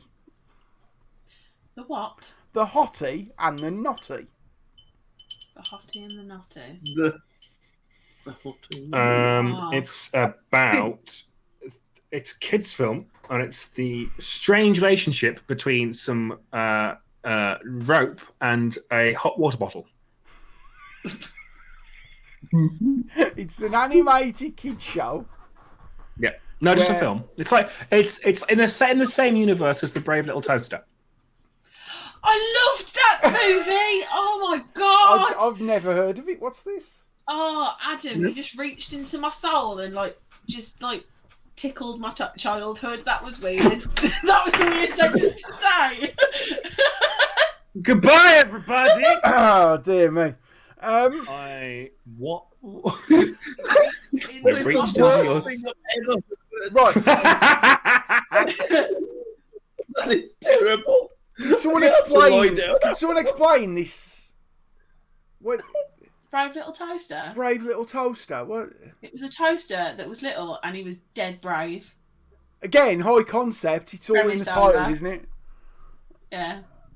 Is that it? Stuff would happen to him, and he would have to overcome that stuff, Dave. Yeah. And you know what? He would. Like a big evil, big angry electromagnet in a scrapyard. Oh my god, yeah, I forgot about the electromagnet. Sorry. Is there a Hoover who's friends with? I genuinely feel like you're all just having me on now. No. That's a B movie in itself. What, having Dave on? No. The Brave Little Toaster. Right, okay. I'm going to send you a link later. No, I'm going to type it in, right? Oh, God, I got Brave Lit, and it came up Little Toaster. Yeah, 1987 film. Yeah. Well, I'll go to the foot of our stairs. She wrote it. Oh, I just thought it was about someone who did weed who was like not afraid to tell people about it.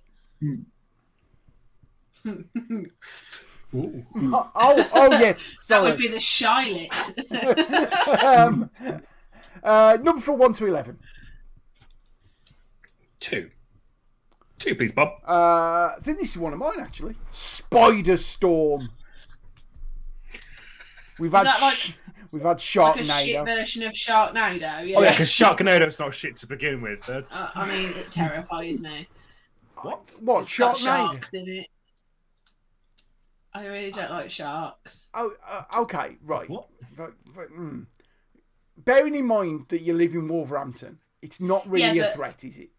I know, but like, Spiders I'm are allowed more to of a threat. have a fear of something that hasn't evolved in millions of years, because like it happened and then it went, oh no, we're good like this. Like everything else has evolved, but sharks went, no, we're perfect. Like we are killing machines now. We don't need another million years. We're ready to like absolutely massacre some people.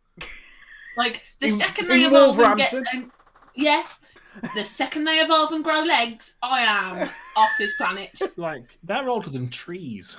Yeah. I love that fact with all of my heart. They're what, sorry? Sharks are older than trees. They have been around on this planet for a longer time than trees have. Wow.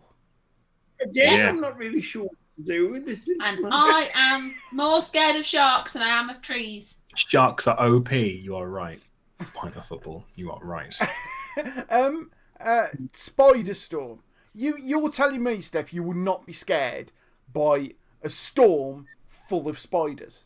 Oh yeah. I'd lock myself indoors and set the house on fire, like 100%. I think I said last week that I'm okay with spiders unless you can see their kneecaps.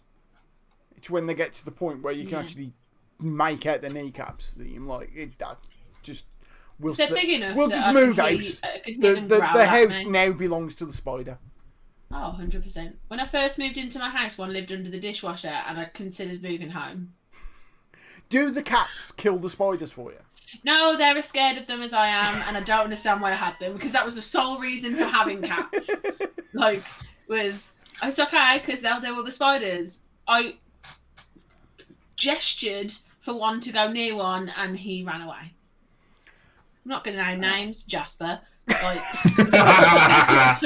We're not shaming Jasper. When I was a kid, Pansy. I was at my mate's house and there was a big wolf spider, and it was in the days where you used to have cassette tapes. Remember those, kids? So we managed to get the lid of the cassette underneath the spider, and then we shut the lid, so the spider was in the cassette box, right?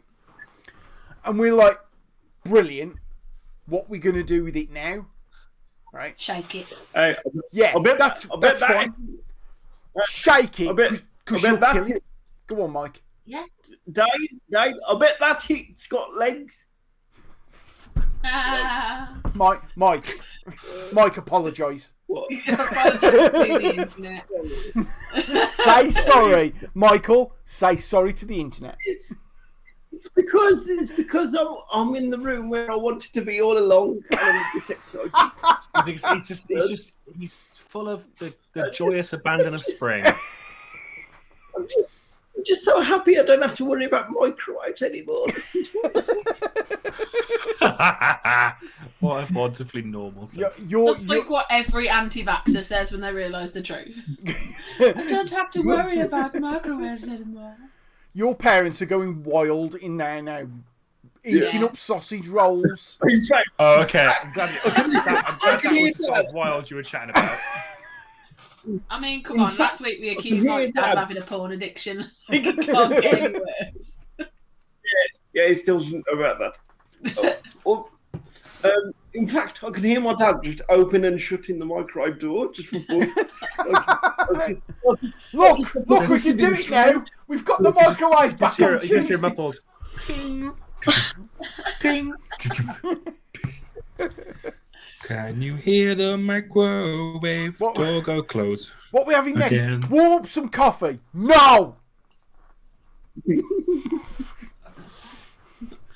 People who do tea and coffee in a microwave deserve everything they get. Syphilis. Yeah. Okay, so Pint of Football is getting a bit stressed out about the whole sharks being older than trees. Welcome to my world, Pint of I've looked Football. into this, and apparently they've been around 3 times longer than grass.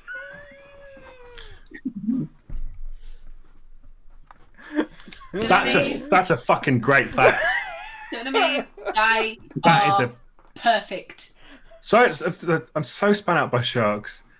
There's 3 times. Crocodiles and turtles also predate grass. What the fuck? How did they breathe? I'm just gonna Pint of Football, right? Up is down, left is right. They still don't breathe air. So they're the same way as they did then. Crocodiles don't breathe air. No, they got gills, mate. They got gills? No, they must be able to breathe air. Crocodiles. Their nose, the nostrils above the crocodiles water, do air, and turtles do air. So there must have been enough there about then. So what do you mean? How do they breathe? What? Hang on, right.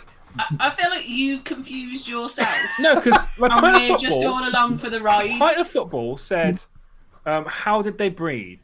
Because they were around before grass, right? Okay, but plants create oxygen. Yeah, but there must have been. So how did they breathe? We need to know now. Pretty sure gills do air. Yeah, gills do oxygen. They don't do air. I feel this has gone a little bit. I wish I had next number, Dave. Next number. I feel like we're watching Adam have an existential crisis about turtles and crocodiles that aren't alive anymore. In 3 days, it's 2 days, I've had 2 different existential crises. So this is on board for this week. Number from 1 to 10. 6. Ooh, good choice. Thanks. It was a good choice actually. Before. This might be a real one, or it's one of Adam's. Greta, vampire bitch of the SS. Wow. Well, we can say that one as it is because that's perfect. That is pretty good. Greta, vampire bitch of the SS. I did make that one up. It's based on what's it? Sheila, SS Werewolf of Sheila. Sheila Werewolf of the SS. Yes, it was something like that. Yeah, Google it. But yeah, you are right. There was a she-wolf of the SS or something, wasn't it? Is Greta just going around killing Nazi people for spoons? Yes. She's got your book, Adam. Yes, she's got your book, and she's going through. Bingo. Oh yeah, how amazing would that be? Steph, I'm really disappointed you didn't go with spoon spotting. Just for the. I was gonna say it's a sequel to Train Spotting. It's just them trying to get a skag.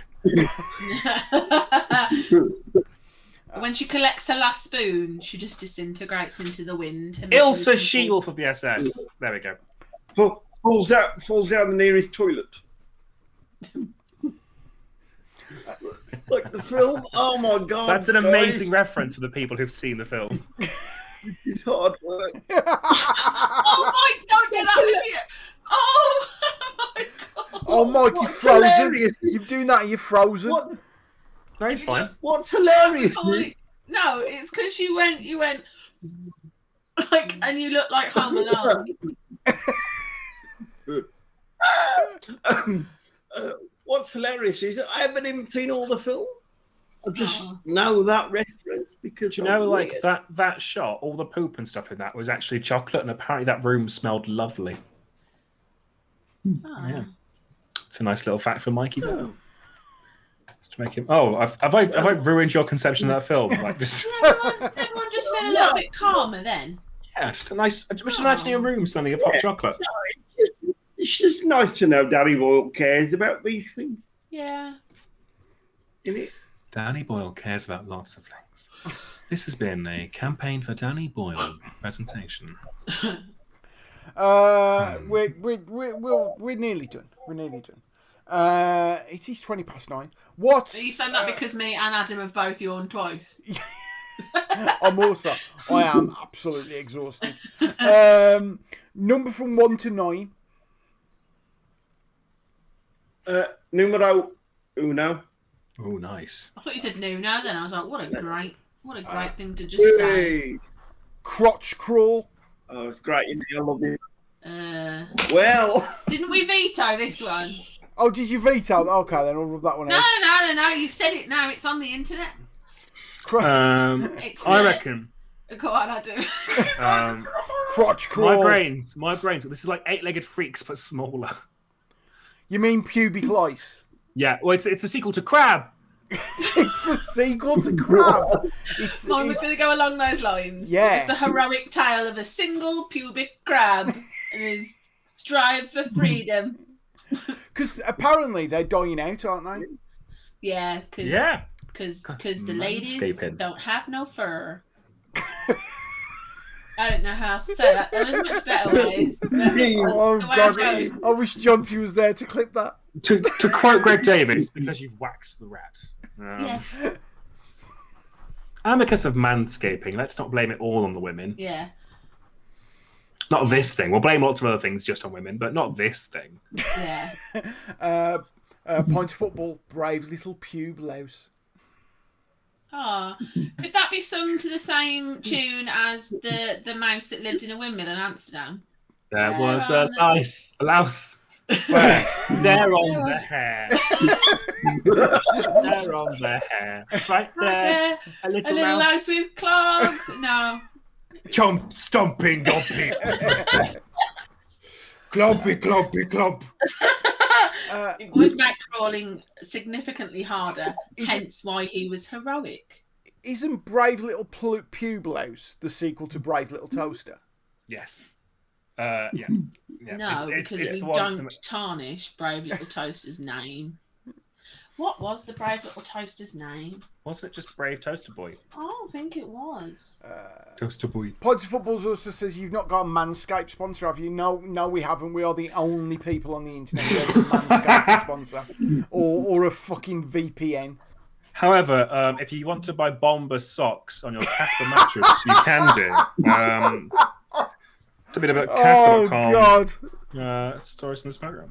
Oh, it was just called Toaster. And also, I recommend using Squarespace if you want to build a website. It is the least shit. And you can get 10% off your first month if you use the code SFTSR. Or fuck Jimmy Carr. We really did not think marketing through, did we, when we set this up? Is that why they haven't contacted us? Is that the only reason? Well, the reason why they've not contacted us is because they're using normal, traditional posting, where they should be using stamps.com. You can print off stamps and postage at home and get your own stamp scales. Go to stamps.com /stories from a smoker. I just sort of put it out there. That's the sort of stuff that we do. Give us a bell. But you know what? We'll fuck it. What won't we advertise? If we're, I think I'd be happy to advertise literally anything. Maybe not landmines. I mean, maybe. If you put a positive spin on it. Yeah.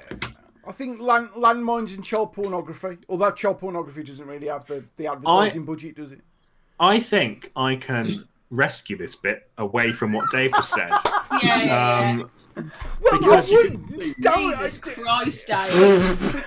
You could spin landmines. You could do it as a kind of Usually a patch of land that needs clearing. Here, have a landmine. During lockdown. Do you not like sheep? Dave, stop talking. During lockdown, the world was healing. Nature was reclaiming lands. Why? Because people weren't going outside. Replace your neighbour's doormat with a landmine.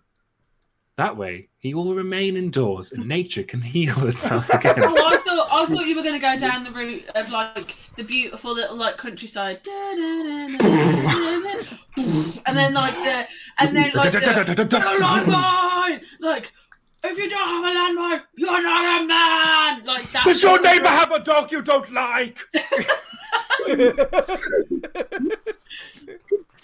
someone clip this at Steph saying, if you don't have a landmine, you're not a man. Yeah. Yeah, like 1812 Overture is perfect. Is that possible? Can we organise that? What I'm going to do now is any man that sexually harasses me, I am going to yell those words at him. Because guarantee you, he doesn't have a landmine. Not a man.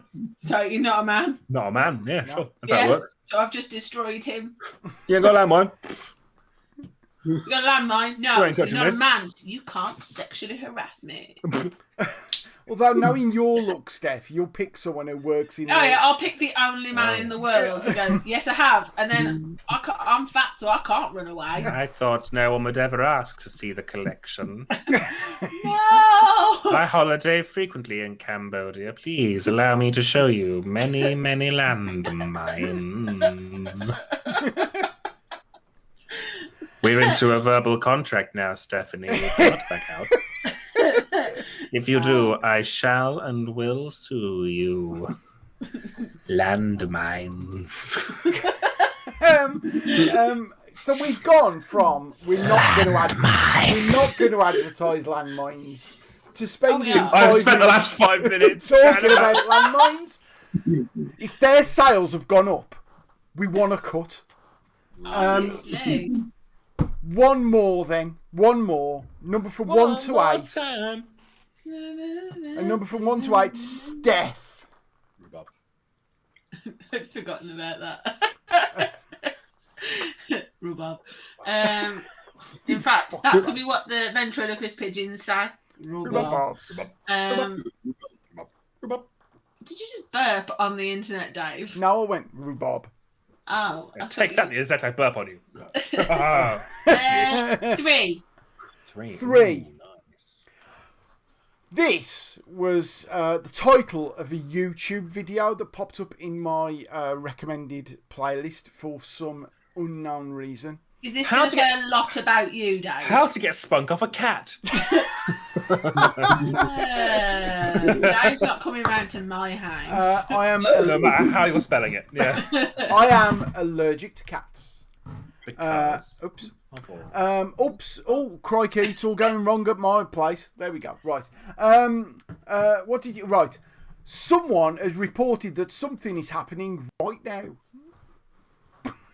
That was genuinely a title of a YouTube video. So someone has reported that something is happening right now, which is the most truthful statement you could ever come up with. That something is happening right now. It's true. It's absolutely the chilling tale of Karens United.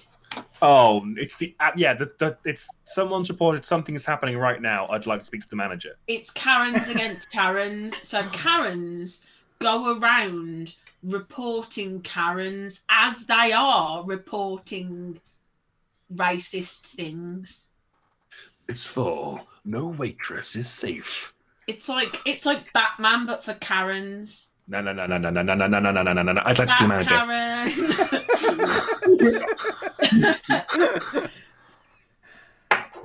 Fair enough. We'll go with that. Karen on Karen. Never has so much been debated about so little. I can't remember exactly what we saw. There was a Karen in Wolverhampton doing something Karenish. And Faye just turned to me and went, "It's a Karen in the wild." I do like the fact that a bunch of Karens went on a morning television show to complain about the fact that Karens were being called Karens. And I feel like that is the most Karen thing Karen's ever done. It's like, it's absolutely beautiful. It's like Karen squared. That's what we've done. Stop it! Stop calling us Karens, even though we are. We'll do one more because it's just amazing. So we'll end on this one. Okay. Rune, what is the film? The Exploding Shoes of Jeffrey Anderson. That's the film we're making, so we don't know who Jeffrey Anderson is. It's just a random title. The Exploding Shoes of Jeffrey Anderson Is okay. Jeffrey Anderson is a man on a mission. Sorry. Adam has just produced a hand grenade. It's not a hand grenade. It's a stick grenade. Oh, sorry. Yeah, Dave. It concerns me how much he's hitting it around now. Just all of a sudden. I'm not entirely sure if this is in Twitch's terms of service. It's fine. It's not a real hand grenade. Okay, that's cool. It's a real stick grenade. Yeah. So, what was his name? Jeffrey Anderson. Jeffrey Anderson is a man on a mission. He's an anti-hero, if we want to use that term. He goes around replacing people's shoes with explosive shoes, but only people who are slow walkers in supermarkets. Oh, nice. I like that. The ones who wander on Christmas Eve. Oh, wander a different day. Yeah. I want to get my pigs in blankets and leave. Yeah. You know what? I'm absolutely with him here. I'm absolutely with him here. You're not going to get leave. You know, the slow walk. Nike parents. Go on, Nike. You're not going. What about all the slow walking disables? Nobody wants that. No, Jeffrey Anderson is a man on a mission, but he's a fair man on a mission. He wouldn't pick on. Right. Yeah. It's got redeeming features. No, one Christmas Eve. Go on, Mike. Sorry. Go on, Mike. No, I was gonna continue my plot, but do it. No. Do it, Mike. Mike, do it. Mike, you're being very British and polite. Just tell your story. Yeah, Jeffrey Anderson is based. There's always that one band member who you can never remember the name of. Like Jeffrey Anderson. He's the rhythm guitarist. He's that guy. And he's just like really fed up. He's like, you know what? I'm gonna turn these shoes into pyros and put them around me, and then they'll explode when they get to my big solo, and then everybody will remember my name. Yeah. No one's looking at Angus now. They're all looking at Malcolm. Yeah, he's the drummer. I don't know how he drinks bottle then team, but I think he's the drummer, and the exploding shoes just double bass pedals. Yeah. Oh yeah, yeah.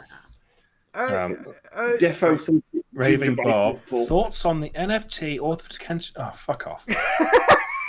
So someone's just come into the chat and gone, thoughts on the NFT authentication system? I'm a big fan of or I can't fucking say it, can I? Authenticity. Authentication systems. Oh.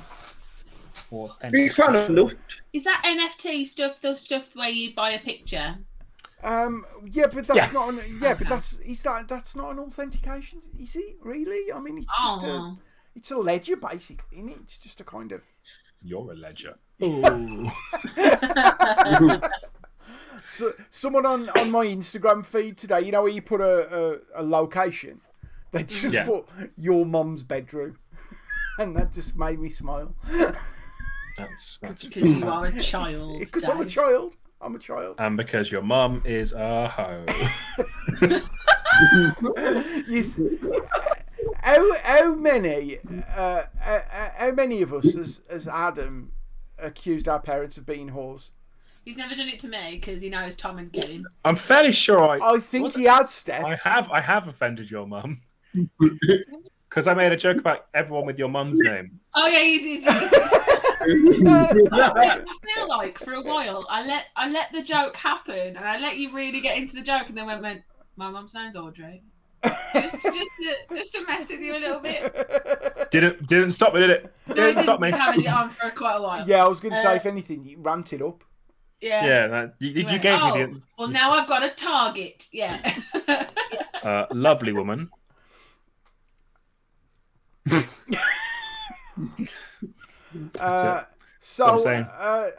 exploded shoes of Jeffrey Anderson. Yes, he kills slow walkers in Asda. I'm absolutely down. He's the hero of my story.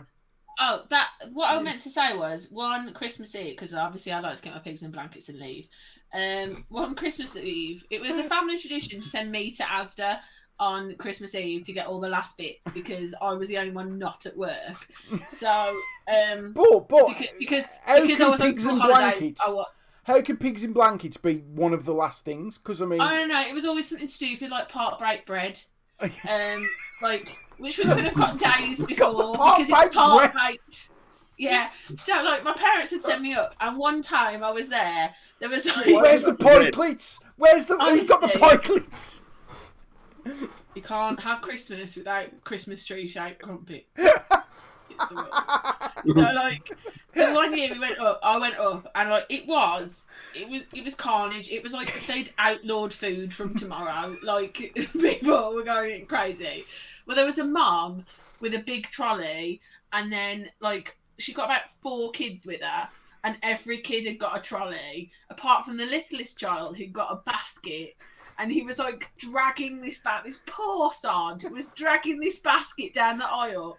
And eventually he dropped it, fell to his knees and yelled, "Mother, why have you brought me here?" And I've never loved a human being more. I was probably like, but I started laughing and everyone else in the aisles were tutting at him. And I was like, no, I am with him. If I could take him home, I would. I'd never understood that. It's like the shops aren't even shut for a day. Yeah. Like, you can go to your corner shop and it will be open Christmas morning. Yep. And you're like, do you really need 15 bottles of milk? Do you really need that? TikTok milk o'clock. Yeah, How do you know they're not feeding all the neighbourhood cats for Christmas? Could be doing a good deed, Dave, and you're belittling it. I have never Obviously, like. it would be bad because cats are allergic to milk, but like that's not the point. Perhaps they're trying to kill off the neighbourhood cats. That's why I'm annoyed at them, Steph. There's a B movie.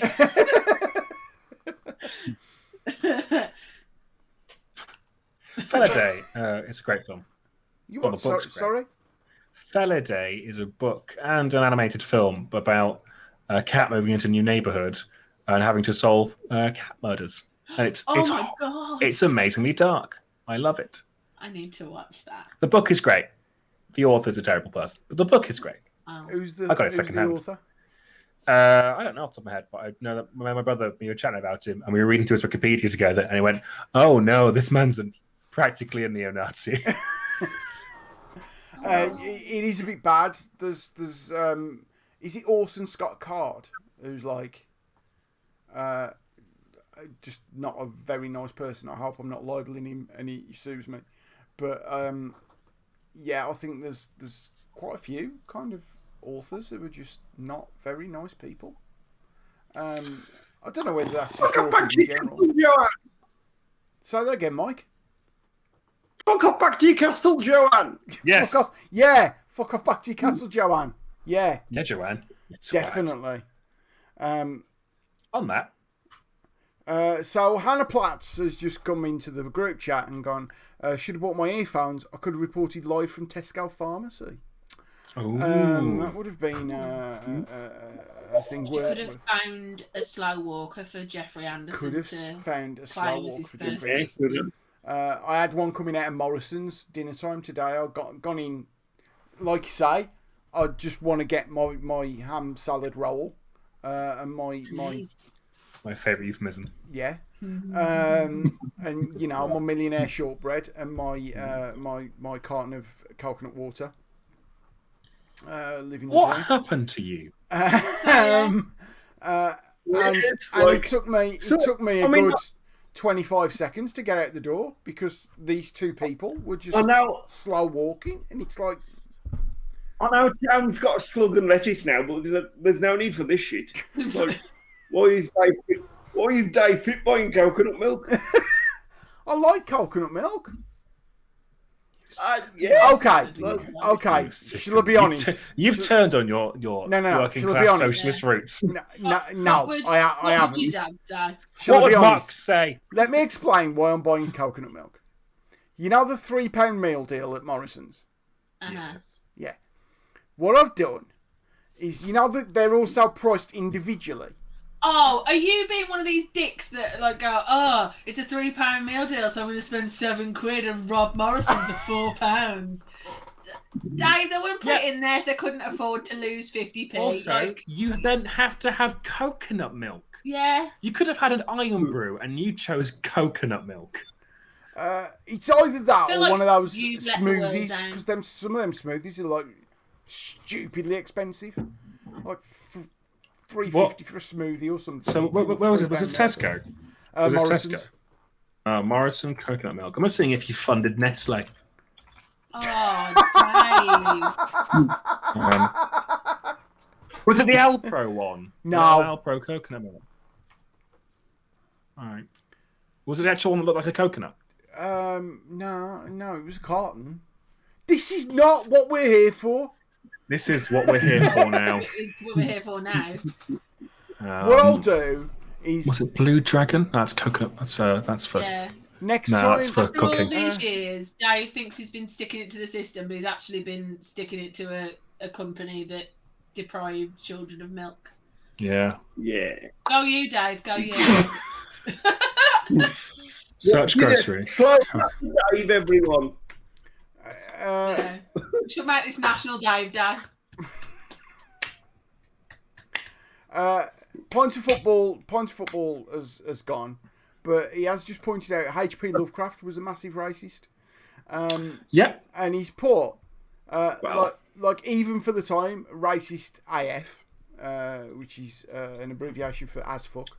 Yeah, what's cat called? Thank you for explaining that to us, Dave. None of us would have got it. Never left the house and ate beans from a can. Yeah, but what was the name of his cat? H.P. Lovecraft. Was it Cthulhu? Yep. No. Google it. It'll be great. You will do that now. Just on like. Okay. Calm down. Vita Coco Natural Coconut Water. That's 1 litre. That's not that one. This is riveting watching. No doubt. H.P. Lovecraft. Oh no. Right, hang on. I hadn't even finished typing in H.P. Lovecraft, and the autocorrect put in cat name. That's honestly not the worst bit about this, Dave. It's not. Fuck no. What? Let me Google. No, don't say it. You've searched. That's in your Google search now, Dave. You terrible human being. Do you want me to screenshot it? Send it to you, Mike. Yeah, do that. Put it in the chat. Without context, that'd be great. Drop your phone on the floor. I can't see it. And on that bombshell, ladies and gentlemen. Right, well, yeah, on that bombshell, we'll end it there. Thank you. Thank you for sticking around. Much appreciated. I'm still Googling. Hang on, Mike. We can't leave when I'm not on the... No, Mike, no one needs to know that. Don't do it to yourself. No one needs to know that. We're back next week with We are. with something else, and hopefully there'll be all 5 of us. Oh, my life. Oh, dear. Oh, right. Okay. Oh, good Lord.